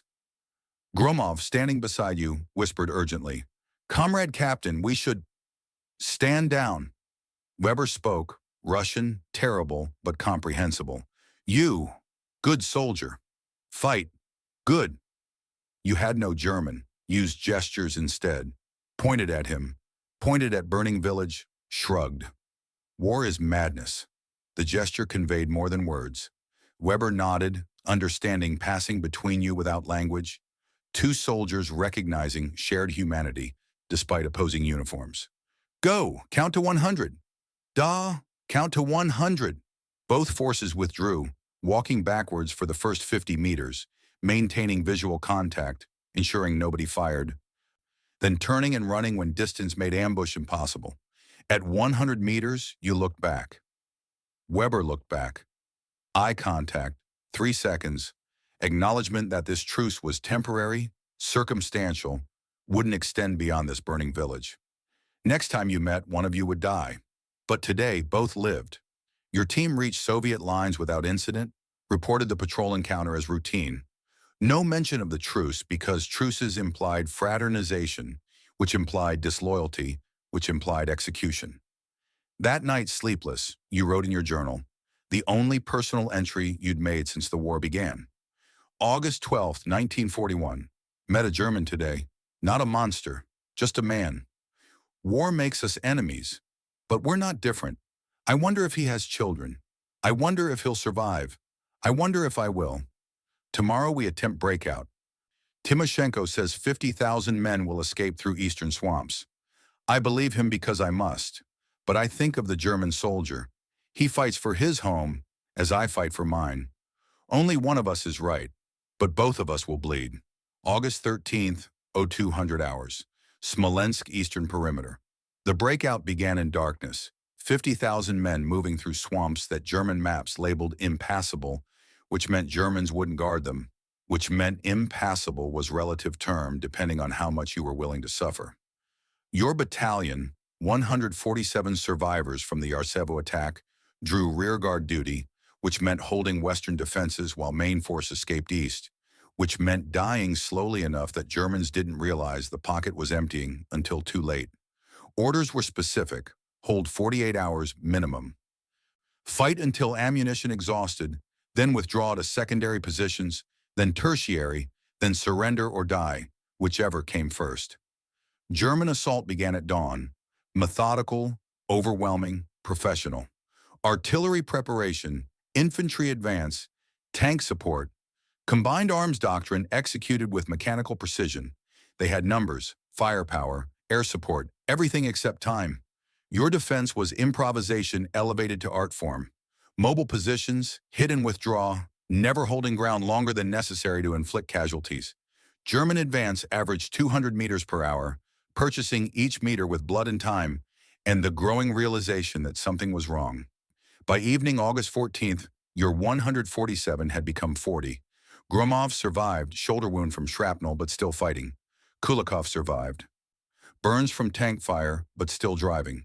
Lebedev survived, concussion from artillery near miss but still loading shells. Aero 600 hours August 15th. Radio message from headquarters, encrypted, brief. Main force clear. Withdraw immediately. 40 men, 18 kilometers to safety. Germans pursuing. You ran. The swamp crossing took 8 hours. Water chest deep, mud pulling boots off, mosquitoes thick enough to breathe. Lost 3 men to drowning, 2 to exhaustion. Mercy killed because carrying them was impossible, and leaving them alive for Germans meant torture. 35 survivors reached Soviet lines at 1800 hours August 15th. You collapsed, physically incapable of another step. Body shutting down after 60 days of continuous combat on inadequate rations and interrupted sleep, and the particular exhaustion that comes from being terrified every moment of every day. Someone gave you water. Someone gave you bread. Someone told you the breakout had succeeded. 50,000 men escaped, German encirclement broken, Smolensk pocket eliminated as tactical threat, but German advance delayed by 5 weeks total. 5 weeks, July 10th to August 15th. 36 days. Zhukov had asked for 14 days. You'd given him 36. Acceptable arithmetic. Except it didn't feel acceptable when you counted the cost. Battalion of 1,200 reduced to 35, 97% casualties. Statistical annihilation. But somewhere in Moscow, factories were producing T-34s. Somewhere in Siberia, divisions were boarding trains.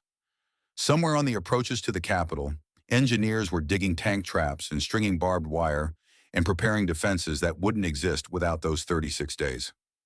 Gromov found you after midnight, after the medics had treated your wounds, and the quartermasters had issued new uniforms to replace ones that were more holes than fabric. Captain, we did it. We held. We held. What happens now? Now comes Moscow. Now comes winter. Now comes the part where we discover if this was worth it. He nodded, young face showing age that hadn't been there in July. 19-year-old who'd become veteran, survived against arithmetic, earned the right to cynicism that sustained survivors when optimism failed. That night, 300 kilometers west, Klaus Weber received orders that changed everything. 2nd Panzer Group redeploying south to Kiev. Moscow offensive postponed indefinitely. All units departing Smolensk sector within 48 hours. He wrote his final letter to Anna, the one he'd actually mail, the one that expressed truths he'd been avoiding since June. Dearest Anna, we won at Smolensk. The radio says so. The officers say so. Everyone says so. So why do I feel like we lost something irreplaceable? Why do I dream of burning villages and men's faces pressed against tank visors and Russian officers who let me live when they could have killed me? We're marching to Kiev now. They say it's strategic necessity. I think it's because we can't take Moscow anymore. We spent too long at Smolensk. The summer is ending. Winter is coming. And I'm afraid, Anna. For the first time since this began, I'm truly afraid. He mailed the letter. It would arrive in Munich 3 weeks later. Anna would read it and cry and show it to Greta, who wouldn't understand why Papa was sad. 6 months later, Weber would be dead, frozen outside Moscow, another statistic in the arithmetic of acceptable losses. But on August 15th, 1941, driving south toward Kiev, watching Smolensk disappear in his Panzer's rearview mirrors, he was alive and afraid and correct in his fear. Smolensk hadn't been a battle. It had been a curse, and the curse was following them. August 21st, 1941, Führer Headquarters, Rastenburg, East Prussia. The document arrived at Klaus Weber's company headquarters 3 hours after it was drafted, transmitted by radio telegraph, decoded by signals officers who understood the words but not their implications, distributed to company commanders who read them twice because the first reading suggested hallucination or forgery. Wehrmacht High Command Directive 34, signed by Adolf Hitler himself, countersigned by Field Marshal Wilhelm Keitel, authenticated with stamps and codes that confirmed authenticity even as content defied tactical sense. Weber read it standing in what remained of a commandeered farmhouse 6 kilometers south of Smolensk. Rain drumming on the roofs, surviving tin panels, water dripping through holes where Soviet artillery had ventilated the structure during some forgotten engagement. Army Group Center offensive toward Moscow will be postponed until further notice. 2nd Panzer Group under General Guderian will redeploy south to support Kiev encirclement. 3rd Panzer Group under General Hoth will redeploy north to support Leningrad offensive. Remaining Army Group Center forces will hold current positions, consolidate gains, prepare for renewed Moscow offensive upon completion of Kiev and Leningrad operations. Effective immediately, no exceptions. Heil Hitler. Hauptmann Steiner read over Weber's shoulder, breathing through his mouth because German dentistry hadn't caught up to him and infected teeth made nose breathing painful. We're leaving. We won. The pocket collapsed 2 weeks ago. Moscow is 400 kilometers away. Why are we? His voice trailed into silence because answers didn't exist. Only orders, and questioning orders meant courts-martial, which meant execution, which meant dying without purpose instead of dying while following instructions. Weber's company, what remained of it after Smolensk consumed 70% of their strength, would redeploy south within 48 hours. Destination: Ukraine. Objective: encircle Soviet forces defending Kiev. Strategic value: grain production, industrial capacity, psychological blow to Soviet morale. Strategic cost: 6 weeks minimum, probably 8, possibly 10. 6 weeks during which Moscow would remain unthreatened, unattacked, allowed to breathe and build and prepare. The mathematics didn't work. Any soldier who'd studied basic logistics understood that Moscow was the objective, the prize, the strategic center whose capture would decapitate Soviet command structure and possibly collapse organized resistance west of the Urals. Kiev was secondary, tertiary, something to capture after Moscow fell, or ignore entirely if Moscow fell quickly enough. But Hitler had decided otherwise, and Hitler's decisions carried the weight of divine proclamation in a state that had replaced God with the Führer and faith with obedience. Their August 22, 1941, the redeployment began. 2nd Panzer Group, Guderian's mechanized force that had spearheaded the drive to Smolensk, turned 90 degrees right and marched south. 400 kilometers from current positions to Kiev sector. Should have required 4 days at standard march rate. Required 12 because Russian roads weren't roads so much as suggestions of where roads might exist if civil engineering had ever reached this far east. Weber's inherited panzer. He'd stopped learning their numbers, stopped naming them. Tanks died faster than crews and attachment was psychological liability. Broke down on day 3 near Gomel, transmission failure, parts unavailable, repair impossible. The tank was destroyed by its own engineers. Thermite grenades melting the engine block into slag, preventing Soviet recovery and conversion. Weber watched his 4th tank die, no, 5th, he'd lost count, and felt nothing. Tanks were tools. Tools broke.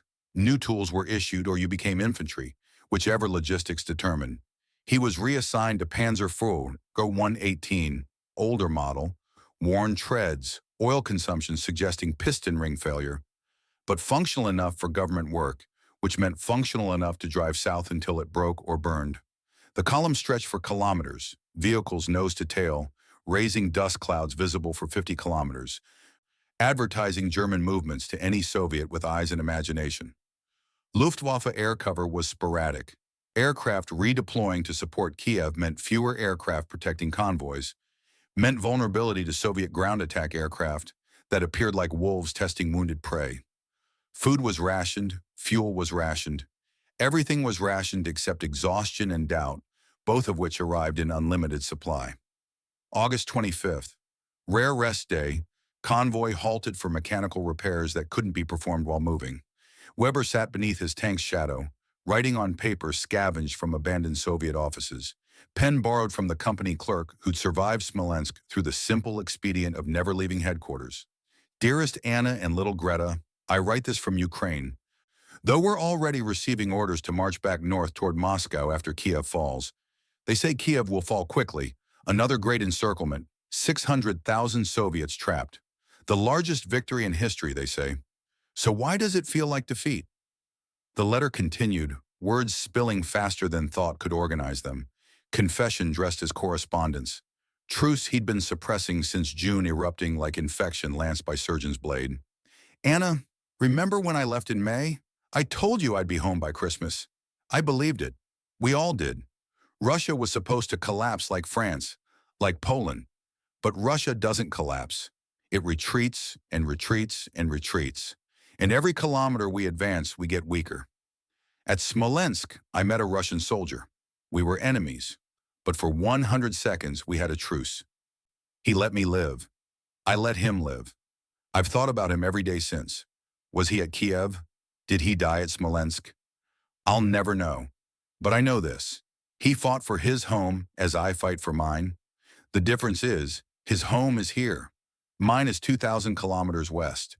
Every day we march east, I'm farther from you. Every day he retreats east, he's closer to reinforcements. The pen moved without conscious guidance, muscle memory translating thought to ink, creating permanent record of impermanent man approaching his extinction. The veterans don't talk about victory anymore. We talk about surviving winter. The new boys still believe we'll win. I hope they're right, but I've seen too much. Greta, if you ever read this, and I pray you never do, because that means I came home and told you myself. Remember, your papa wasn't a hero. He was just a man who wanted to come home. The real heroes are the ones who never made it back. Anna, if I don't return, and I think I won't, please tell Greta I loved her. Tell her I fought because I had to, not because I wanted to. Tell her war isn't glorious. It's mud and blood, and men dying for reasons they don't understand. He paused, pen hovering above paper, considering whether to continue, whether confession served purpose or merely indulged weakness. Decided confession was luxury he couldn't afford. Folded the letter, sealed it in an envelope scavenged from the same Soviet office that provided paper, addressed it carefully because mail service was chaos, and careful addressing improved odds that Anna would receive it before telegram announcing his death. I've killed men at Smolensk, maybe 20, maybe 50. I'll never know exact number. Their faces haunt me. But the face I see most clearly is the Russian officer who let me live. I wonder if he remembers me. I wonder if he's still alive. There's a saying here now among the veterans. Smolensk taught us that Russia bleeds, but we bleed faster. It's true. Every victory costs more than the last, and Moscow is still 400 kilometers away. The letter concluded with formalities. Love declarations, hopes for reunion, requests to kiss Greta goodnight, and Weber sealed it, gave it to the company clerk for inclusion in the next mail shipment west. The letter would arrive in Munich on September 18th. Anna would read it and cry and understand that her husband was already dead, just hadn't stopped breathing yet. The August 18th, 1941, Moscow, field hospital converted from a textile factory, machines replaced by beds, looms replaced by operating tables, production shifted from cloth to survival. Captain Dmitri Volkov lay in a bed that smelled like carbolic acid and old blood, staring at ceiling beams that still showed scorch marks from a fire nobody had bothered explaining. Your body was inventory of damage. Shrapnel wounds in left thigh and right shoulder, malnutrition sufficient to count ribs through skin, dysentery that had reduced you to skeletal architecture animated by spite. The doctor, elderly woman, maybe 60, recalled from retirement when younger doctors went to the front, examined your wounds with hands that had performed 10,000 similar examinations, pattern recognition replacing individual attention. You'll live, Captain. The wounds are infected but not gangrenous. 2 weeks rest, proper food, you'll be functional. When can I return to duty? 2 weeks minimum, 4 weeks recommended, 6 weeks if you want to actually recover instead of just surviving long enough to die properly at the front. 2 weeks. She sighed, made a notation on the chart hanging at your bed's foot. Move to the next patient without argument, because arguing with soldiers about returning to combat was like arguing with the tide about coming in. 2 weeks became 3 because infection persisted despite sulfa drugs and optimistic prognoses. 3 weeks became 4 because the shrapnel in your shoulder required surgical extraction when it began migrating toward major blood vessels. September 10th, 1941. You were discharged with orders to report to Mozhesk defensive line, 120 kilometers west of Moscow, where fresh units were assembling for the defense that everyone knew was coming, but nobody wanted to discuss. Before departing Moscow, you visited Stavka headquarters, not because you had business there, but because Zhukov had said, "Find me in Moscow if you survived," and you'd survived and wondered if the promise was real or just tactical encouragement delivered to a man expected to die. The headquarters occupied a former luxury hotel, grandeur undermined by sandbags and barbed wire, and anti-aircraft guns on the roof. You showed your orders to sentries who checked them against lists and made telephone calls before allowing entry. Zhukov's office was on the third floor, corner room with windows overlooking Kremlin walls visible 3 blocks away. He sat behind a desk covered in maps and reports and tea glasses that had been full hours ago and were now just sticky residue. He looked up when you entered, face showing no recognition. Then something clicked and memory engaged. "Volkov, Smolensk? You gave me 16 days. 36, Comrade General." "Yes, 36. Exceeded projections significantly. Your battalion, I read the casualty reports, 97% losses, 35 survivors from 1,200. You understand what that means?" "That we accomplished the mission, Comrade General." "It means you're valuable. Men who survive 97% casualties possess skills worth preserving. I'm assigning you to training command. New conscripts need officers who understand how Germans fight, how to delay them, how to die slowly enough to matter." The assignment was logical, sensible, maximized your utility to the war effort. It was also punishment disguised as reward, condemning you to watch untrained boys march toward their deaths while you remained alive, safe, complicit in their sacrifice. "I'd prefer combat assignment, Comrade General." "Preference noted and rejected. You'll report to Mozhaevsk, take command of 234th Training Regiment. Prepare them for defense of Moscow." "That's an order, Major Volkov." "Major." The promotion came attached to the assignment. Battlefield commission confirmed by Stavka authority. 4 stars on your collar tabs replaced by 3. Soviet rank insignia operated inverse to logic. Fewer stars meant higher rank. "Yes, Comrade General." You saluted, departed, descended stairs that felt steeper than when you'd climbed them, emerged into Moscow streets that bustled with activity. Civilians digging trenches, soldiers marching to assembly points, trucks carrying supplies east in case evacuation became necessary. The city smelled like autumn approaching, leaves turning, first cold edge entering morning air, warning that winter was coming, and winter didn't care about German timetables or Hitler's strategies or the mathematics of acceptable losses. Or September 10th, 1941. Smolensk. The city had stopped burning 3 weeks ago, fires extinguished by autumn rains that turned rubble into mud and streets into canals. German occupation forces, 40,000 men tasked with controlling a city that once held 160,000 civilians, plus military garrison, established headquarters in the least damaged buildings and tried to pretend they governed something other than ruins. Civilian population, 20,000, maybe less, mostly elderly and children. Anyone capable of fighting or fleeing had done so. They emerged from basements like survivors of plague, hollow-eyed, skeletal, speaking in whispers because loud voices attracted attention, and attention from occupiers meant death or deportation or rape, depending on which soldier you encountered. The counting began on September 11th. German efficiency applied to quantifying destruction. Casualty assessment, Smolensk operation, July 10th, September 10th, 1941. Soviet losses. 300,000 killed, wounded, captured. 70% of defending force. Acceptable according to their mathematics, catastrophic by any human measure. German losses. 250,000 killed, wounded. 25% of attacking force. Unacceptable by German doctrine, which required 3-to-1 advantage in urban combat and had achieved 1-to-1 attrition. Infrastructure damage. 70% of buildings destroyed or severely damaged. All bridges collapsed. Rail yards obliterated. Water systems compromised. Electrical grid non-existent. Medieval walls breached in 47 locations.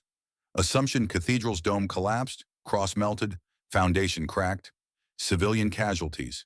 40,000 confirmed dead, 100,000 displaced, fate unknown. Mass graves, 87 identified, contents estimated at 15,000 bodies, mostly military but civilian remains mixed throughout. Identification impossible. Burial performed by German engineers using bulldozers because individual burials would require months. The German officer assigned to compile the report, Major Friedrich Becker, 42, career administrator, transferred from Warsaw where his talents for organization proved valuable, concluded his assessment with observation that deviated from standard military language. Strategic outcome remains unclear. City captured at enormous cost. Enemy forces withdrew in good order rather than surrendering. Moscow offensive delayed minimum 6 weeks, possibly longer depending on logistics and weather. Tactical victory achieved. Strategic value questionable. The report was filed, forwarded to Army Group Center headquarters, read by officers who'd already reached similar conclusions, archived in files that would burn when Germany collapsed 4 years later. Becker walked Smolensk's streets after submitting his report, trying to understand how a city could be won and feel like defeat. Past buildings reduced to facades, walls standing but nothing behind them, windows empty as eye sockets and skulls. Past civilians who looked at him with expressions combining fear and contempt and exhausted acceptance. Past the cathedral ruins where Orthodox priests still conducted services despite collapsed dome. Standing in courtyard, speaking to congregation of 30 believers who knelt on rubble and prayed to God who'd allowed this to happen or couldn't prevent it. Either interpretation suggesting divine impotence or divine malice. The priest saw Becker watching, approached without fear, because fear required energy, and the priest had none remaining. German officer, you won. Congratulations. Was it worth it? Becker had no answer. Walked away, returned to headquarters, requested transfer to rear area logistics because administering ruins was task he lacked stomach for. His transfer was denied because administrators were scarce and ruins required administration, and Germany didn't care about officers' preferences, only their utility. September 15, 1941.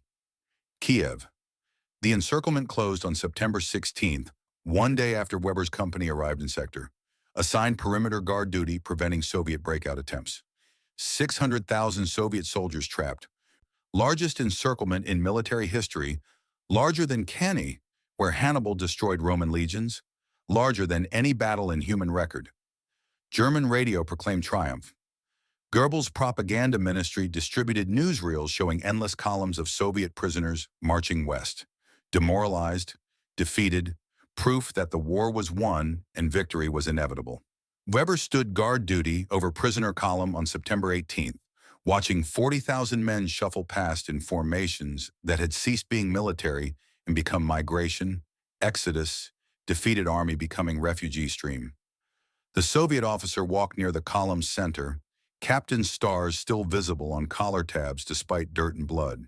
Face showing nothing, eyes showing everything. Exhaustion, defeat, the particular emptiness of men who'd fought until ammunition ran out, and then fought with bayonets until strength ran out, and then surrendered because surrendering was only option remaining. Weber watched him pass, this anonymous captain who could have been the man from Smolensk or could have been anyone. 600,000 Soviets all looked the same after they'd marched 40 kilometers without food or water. The officer looked at Weber, direct eye contact, 3 seconds of mutual recognition that transcended language and uniform and the arbitrary divisions that made them enemies. Then he was passed, swallowed by the column, disappeared into massive humanity, moving west toward prison camps where half would die during winter, and the survivors would emerge broken or radicalized or both. That night, unable to sleep, Weber overheard conversation at field headquarters where he'd been sent to deliver routine report. Guderian was present, surrounded by staff officers, arguing with Wehrmacht intelligence analyst who'd arrived from Berlin with updated assessments. The analyst, civilian expert, professor of economics recruited to interpret Soviet production data, spread documents across the map table, statistics and graphs and projections that contradicted everything German planning assumed. Herr General, Soviet factory evacuations, 1,523 facilities relocated beyond the Urals between June and September. Production capacity preserved, possibly increased due to 24-hour shifts and expanded workforce.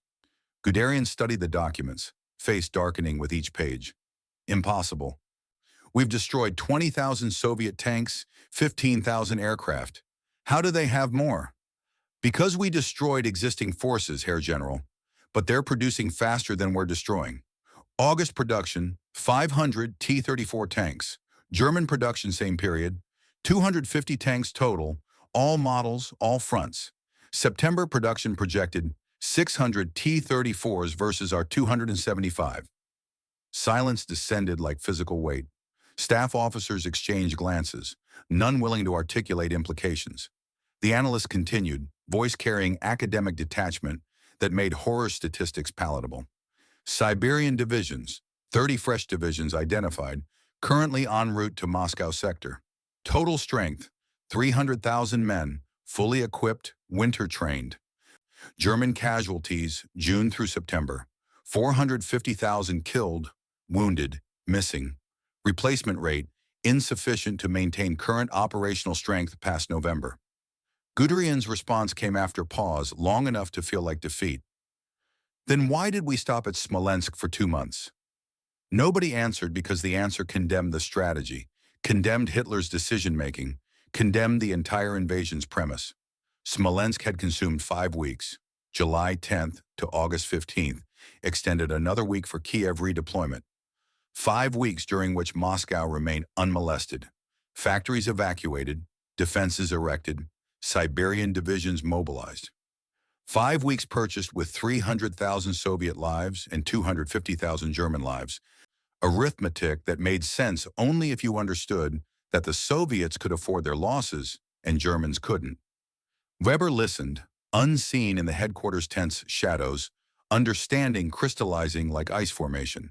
Slow, inevitable, spreading until the entire structure of belief cracked and collapsed.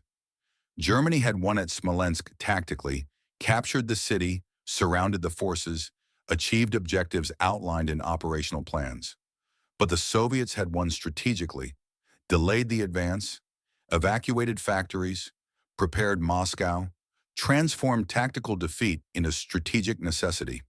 He returned to his tank, sat in commander's hatch, stared at stars visible through breaks in cloud cover, wondered how many of those stars were already dead, light still traveling toward Earth from stellar corpses that had ceased existing millennia ago. Maybe Germany was like that, already dead, still moving through momentum, light still shining but source extinguished, just hadn't received notification yet. September 28, 1941. Mozhaisk defensive line, 120 kilometers west of Moscow. Major Dmitri Volkov stood before 400 men who ranged in age from 16 to 55, conscripts drawn from Moscow's factories and universities and collective farms, issued uniforms that didn't fit, and rifles that might fire if ammunition was available. Trained in tactics that hadn't worked in 1914 and wouldn't work now. Your job was transforming them into soldiers before Germans arrived, which meant teaching them how to die effectively, how to delay enemy long enough for someone else to kill them, how to accept that survival was statistical impossibility and duty meant dying anyway. The training ground occupied former Wheatfield, trampled into mud by 6 weeks of constant use, marked with wooden targets representing German tanks and trenches representing defensive positions, and flags representing objectives that would be captured by Germans regardless of how well the training went. You began with basics because basics were foundation, and without foundation, everything collapsed. Comrades, the Great Patriotic War has taught us many lessons. I will share 3. 400 faces, varying degrees of attention, some taking notes, some staring blankly, some already resigned to death and just waiting for it to arrive. Lesson 1. Germans are not supermen. They bleed when shot, burn when ignited, die when killed. But they are professional soldiers with superior equipment, and combined arms doctrine. You will not defeat them through courage alone. You will defeat them through patience, through making every meter cost blood, through dying slowly enough to matter. Silence. Not the silence of understanding, but the silence of men processing information that contradicted propaganda they'd been fed since childhood. Lesson 2. Your life is worth more dead than alive. Each hour you hold a position equals 10 T-34 tanks built in Urals. Each day you delay enemy equals 1 Siberian division arriving at front. You are not fighting to win, you are fighting to buy time. Acceptable arithmetic. One conscript, teenager, maybe 17, face showing combination of fear and defiance, raised his hand, spoke without waiting for permission. Comrade Major, propaganda says we'll drive fascists back to Berlin. You're saying we'll die here. Which is true? Both. Some of you will drive fascists to Berlin. Most of you will die here. The ones who live long enough to reach Berlin will do so because the ones who died here bought them that opportunity. History is written by survivors, but history is made by the dead. You pause, let that sink in. Watch comprehension and horror war across young faces. Lesson 3. This war will not end quickly. Winter is coming. Germans are not prepared for winter. Their tanks freeze, their weapons jam, their soldiers lack warm uniforms. But winter doesn't win wars. Winter creates opportunities. You are that opportunity. Every German soldier you kill this winter is one fewer defending Berlin in spring. Every hour you hold is 1 hour closer to victory. The training continued. Practical application of theory, teaching them how to dig trenches that wouldn't collapse under artillery, how to aim rifles at center mass instead of heads, how to throw grenades without blowing themselves up, how to identify German tanks by silhouette so they didn't waste anti-tank weapons on infantry carriers, teaching them how to die.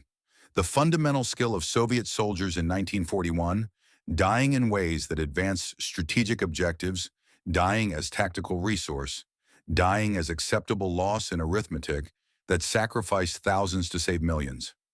After training, one conscript approached, female sniper, 18 years old, Lyudmila Pavlichenko, would survive the war with 309 confirmed kills, but today was just terrified teenager trying to understand her role in catastrophe.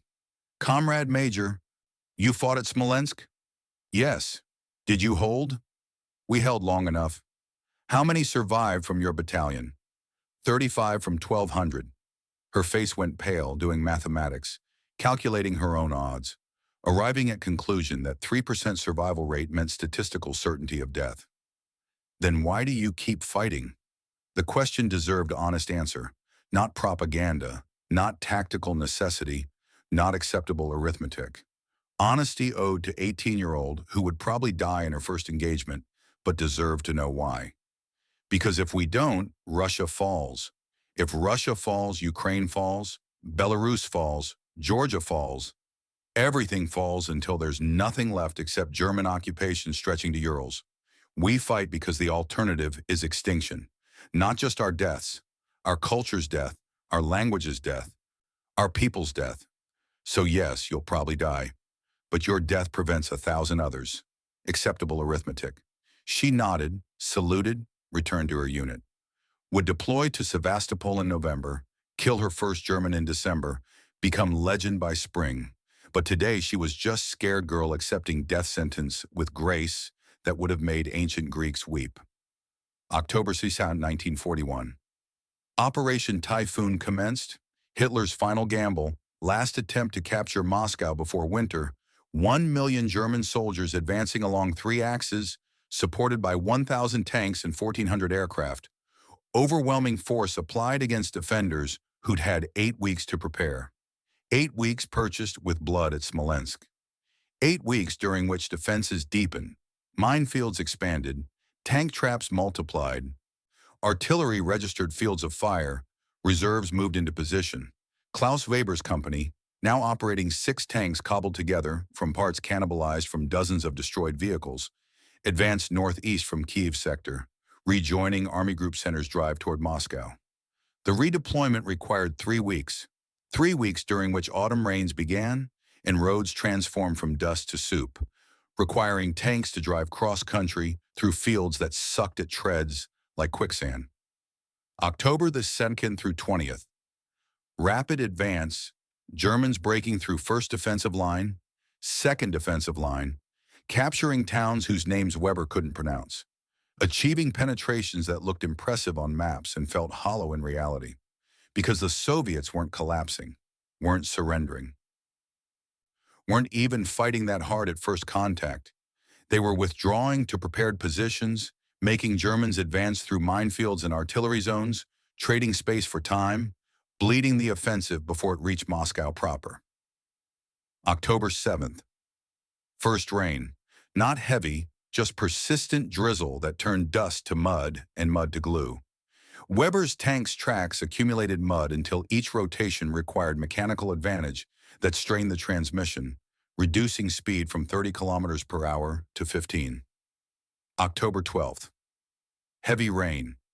Roads ceased being roads, became rivers of liquid earth flowing downhill, drowning vehicles that couldn't maintain momentum.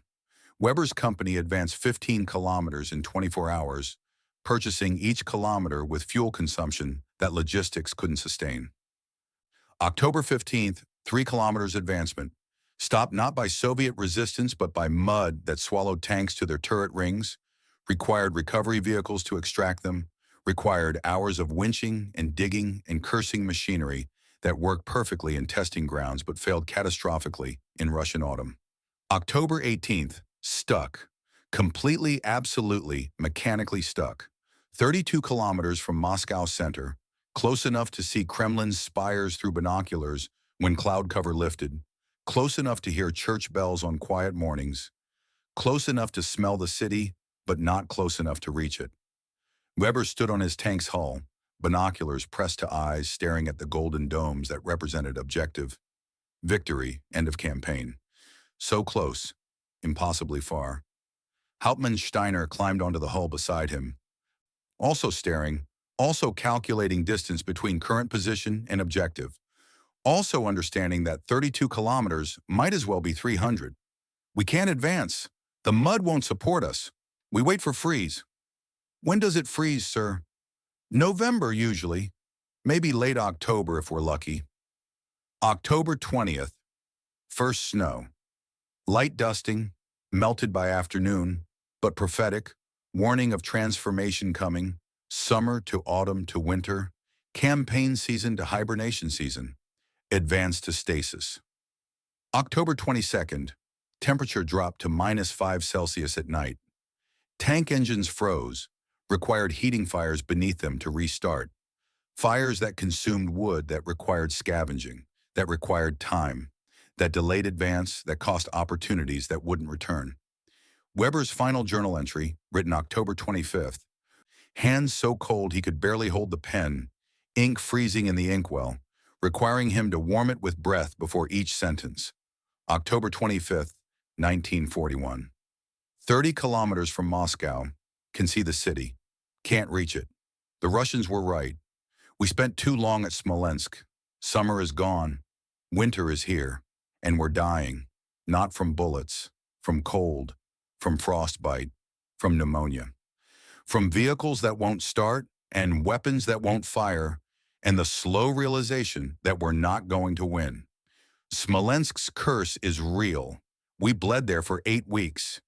Now we freeze here for however long winter lasts. The Russian I met at Smolensk, he knew. He understood what we didn't.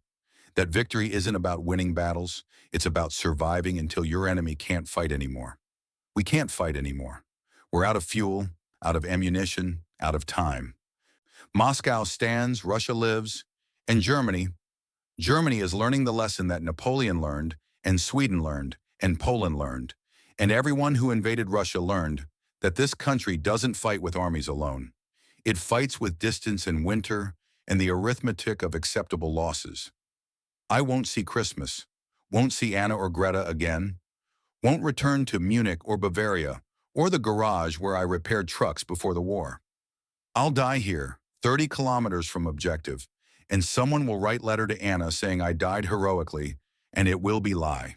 There's nothing heroic about freezing to death in a broken tank outside a city you can see but can't reach. He didn't finish the entry. Couldn't finish because his fingers stopped working. Frostbite creeping from extremities toward core. Body shutting down systems to preserve vital functions, prioritizing survival over comfort or consciousness, or the ability to write final thoughts. November 15, 1941. Weber's closest approach to Moscow, 32 kilometers, never closer, mathematical limit beyond which German forces couldn't penetrate. Temperature, -20 Celsius. Wind chill, -35. Conditions incompatible with mechanized warfare, incompatible with human survival without proper winter equipment, incompatible with everything German planning had assumed about Russia and campaigns and the speed with which modern armies conquered territory. Weber's company, 6 tanks, 0 operational. Engine blocks cracked from freezing, fuel gelled to consistency of tar, weapons jammed with ice. 3 tanks operational, 0 tanks functional. Distinction without meaning. Personnel, 140 men in June, 43 men in September, 19 men in November. Not from combat losses, from frostbite, pneumonia, exposure, the slow attrition of cold applied to flesh designed for temperate climates. Weber himself, frostbite in fingers, toes, nose, ears. Pneumonia developing, cough-producing, bloody sputum that froze before it hit ground. Weight loss sufficient that uniform hung loose, belt cinched to last hole and still sliding. Age 28, looked 50, felt 80. December 5, 1941. Soviet counteroffensive began. Fresh Siberian divisions, winter-trained, winter-equipped, attacking German positions held by soldiers who couldn't feel their fingers, couldn't operate weapons, couldn't run because frostbitten feet wouldn't support running. The German line broke. Not tactically, strategically. Wholesale retreat, first German retreat of entire war, Army Group Center withdrawing from Moscow approaches, abandoning positions, abandoning equipment, abandoning wounded who couldn't walk because walking required boots and boots were frozen to frostbitten feet. Weber participated in retreat for 3 days, walking because tank was abandoned, weapons were abandoned, everything was abandoned except survival instinct that kept feet moving despite pain. December 6, 1941. Fell during retreat, couldn't rise, tried 3 times, failed, lay in snow waiting for someone to help or shoot or just let him freeze. Soviet patrol found him 4 hours later. He was still conscious, barely, hypothermic and delirious, speaking German and occasionally Russian, phrases learned from prisoners, apologizing for invasion. For Smolensk, for everything. They shot him. Mercy killing or execution, distinction without difference. 9mm round through temple, instant cessation of consciousness, body left in snow because burying dead required effort better spent pursuing living enemies. Klaus Weber, age 28, tank commander, husband, father, died December 6, 1941, 38 kilometers west of Moscow, 6 months and 14 days after invasion began, Christmas unreached, promises unkept, letters unmailed. December 8, 1941. Soviet forces recaptured ground lost during October advance. Major Dmitri Volkov's regiment, 234th Training Regiment, now 234th Rifle Regiment, because training ended when fighting began, participated in counteroffensive, advancing through snow that reached mid-thigh, temperature -25, wind-creating conditions where exposed flesh froze in minutes. Your unit overran abandoned German positions, found evidence of hasty retreat, equipment left behind, supplies abandoned, foxholes still containing frozen corpses of soldiers who died from exposure before combat found them. One position contained German tank, Panzer IV, tracks frozen solid, turret hatch open, interior visible. You climbed onto the hull, looked inside, saw 3 corpses frozen in position suggesting they died seeking warmth. Huddled together, arms wrapped around each other, final human gesture before cold claimed them. Driver's compartment contained personal effects, photographs, letters, journal written in German that you couldn't read but recognized as final thoughts, confessions. the particular desperation of men who understood they were dying. One photograph showed German soldier, tank commander, probably, with wife and daughter, little girl maybe 4 years old, all smiling, background suggesting Munich or some other Bavarian city, taken before war when hope still existed. You pocketed the photograph, the journal, the letters, would attempt to deliver them through Red Cross channels after war, assuming war ended, assuming you survived, assuming anything beyond next hour was worth planning for. But looking at the photograph, you felt recognition, not of the specific soldier, but of the general humanity, the universal fatherhood, the shared mortality that transcended uniform and nationality, and the arbitrary divisions that made you enemies. This could be the German from Smolensk, the one who let me live. No way to confirm, no way to know. Just possibility hanging in frozen air like breath vapor that dissipated before achieving meaning. You climbed down from the tank, continued advance, past dozens more abandoned vehicles, hundreds more frozen corpses, evidence of catastrophe that would be measured in hundreds of thousands once counting finished. That night, in captured German dugout that provided shelter from wind, you opened the journal, tried to decipher German script through combination of context and cognates and linguistic guesswork. Made out enough to understand. Tank commander, married, daughter named Greta, stationed at Smolensk in July and August, redeployed to Kiev in September, returned to Moscow sector in October, stuck in mud, frozen in place, dying slowly from cold and understanding, and the curse that followed Wehrmacht from Smolensk to Moscow. The final entry, barely legible, written with fingers that couldn't grip pen properly. Smolensk's curse is real. You closed the journal, placed it carefully in your pack, decided that after war, if there was after war, you'd attempt to find Anna Weber, deliver her husband's effects, tell her he died. What? Heroically? Pointlessly? Necessarily? Tell her he died. That was sufficient. That was all anyone needed to know. The Battle of Smolensk officially ended September 10, 1941. Its consequences extended indefinitely. Soviet losses, 300,000 killed, wounded, captured. 70% casualty rate, statistically catastrophic, strategically essential. Those 300,000 bought 8 weeks that saved Moscow, 8 weeks that enabled factory evacuations and Siberian mobilizations and defensive preparations that stopped Wehrmacht 30 kilometers from Kremlin. German losses, 250,000 killed, wounded, 25% casualty rate, tactically acceptable, strategically catastrophic. Those 250,000 represented irreplaceable veterans, experienced soldiers, professional army that couldn't be reconstituted through conscription and training.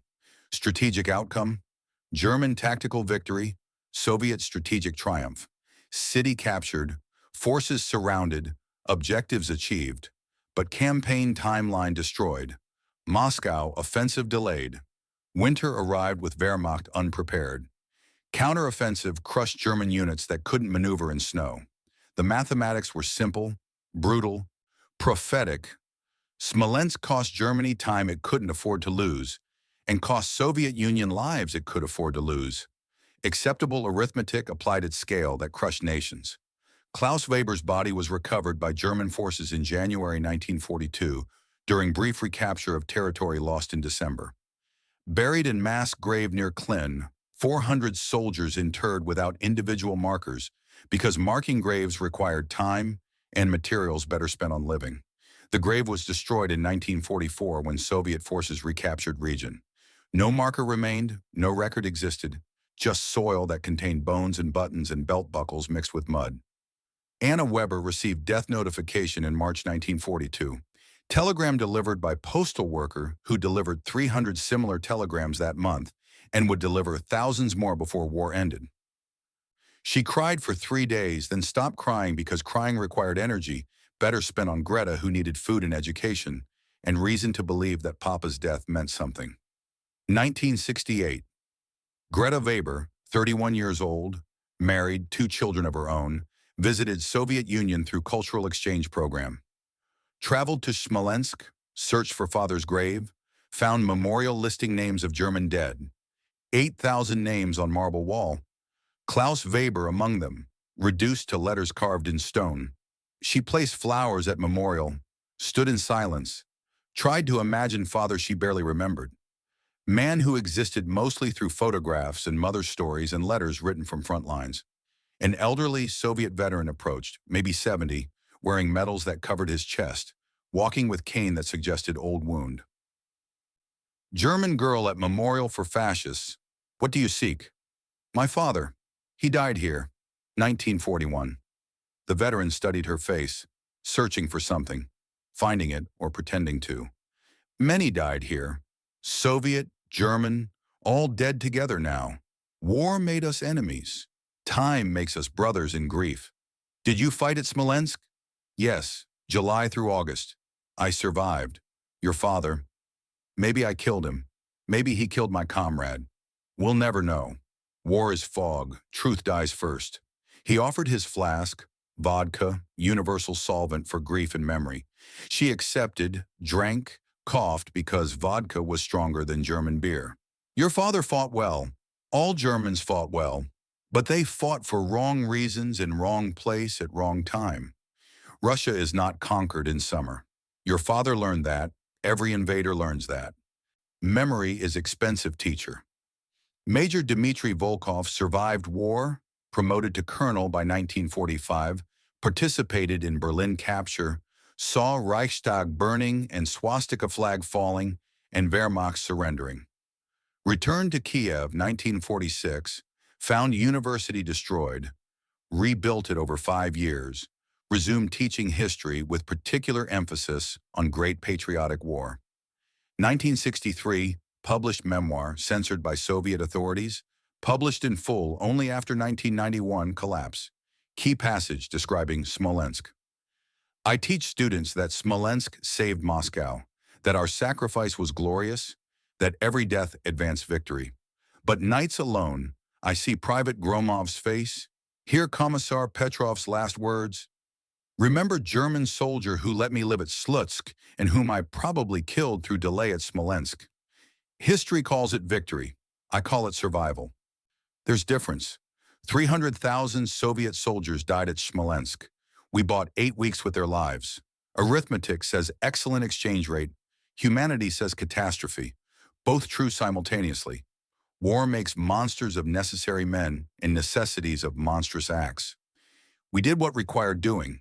History judges whether requirements justified actions. I sleep poorly. Volkov died 1977, age 70, heart attack, buried in Kiev with military honors. Funeral attended by thousands, veterans and students and civilians who understood that Soviet Union survived because men like Volkov accepted mathematics of sacrifice. Present day, 2023.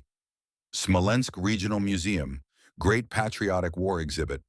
Display case contains 2 uniforms, side by side. German Wehrmacht, Soviet Red Army. Both torn, blood-stained, preserved through chemistry that prevented decay but couldn't prevent memory. Placard beneath, at Smolensk, 1941, 300,000 Soviet soldiers and 250,000 German soldiers became statistics. But each was son, father, husband, brother. Their sacrifice was not glorious. It was necessary. May we remember them not as soldiers, but as men. Photographs accompany uniforms. Klaus Weber, official Wehrmacht portrait, smiling confidently, believing in quick victory. Dmitri Volkov, official Red Army portrait, serious, already understanding what war meant. Below photographs, quote, etched in glass, Russia does not fight wars to win battles. Russia fights wars to survive winters. Those who forget this die in snow, 30 kilometers from objective, wondering how summer's certainty became winter's grave. Major General Dmitri Volkov, Memoir, 1963. Outside museum, autumn day, leaves falling from trees that grew from soil fertilized by corpses, roots drawing sustenance from battlefield converted to park. Tour guide, young woman, maybe 25, leads group of Western tourists through courtyard where Assumption Cathedral once stood. Now rebuilt, dome shining, cross reaching toward sky. Tourist asks, why rebuild? Why not leave it as memorial? Guide responds, because life continues, because beauty matters, because we don't honor dead by preserving death, we honor them by living.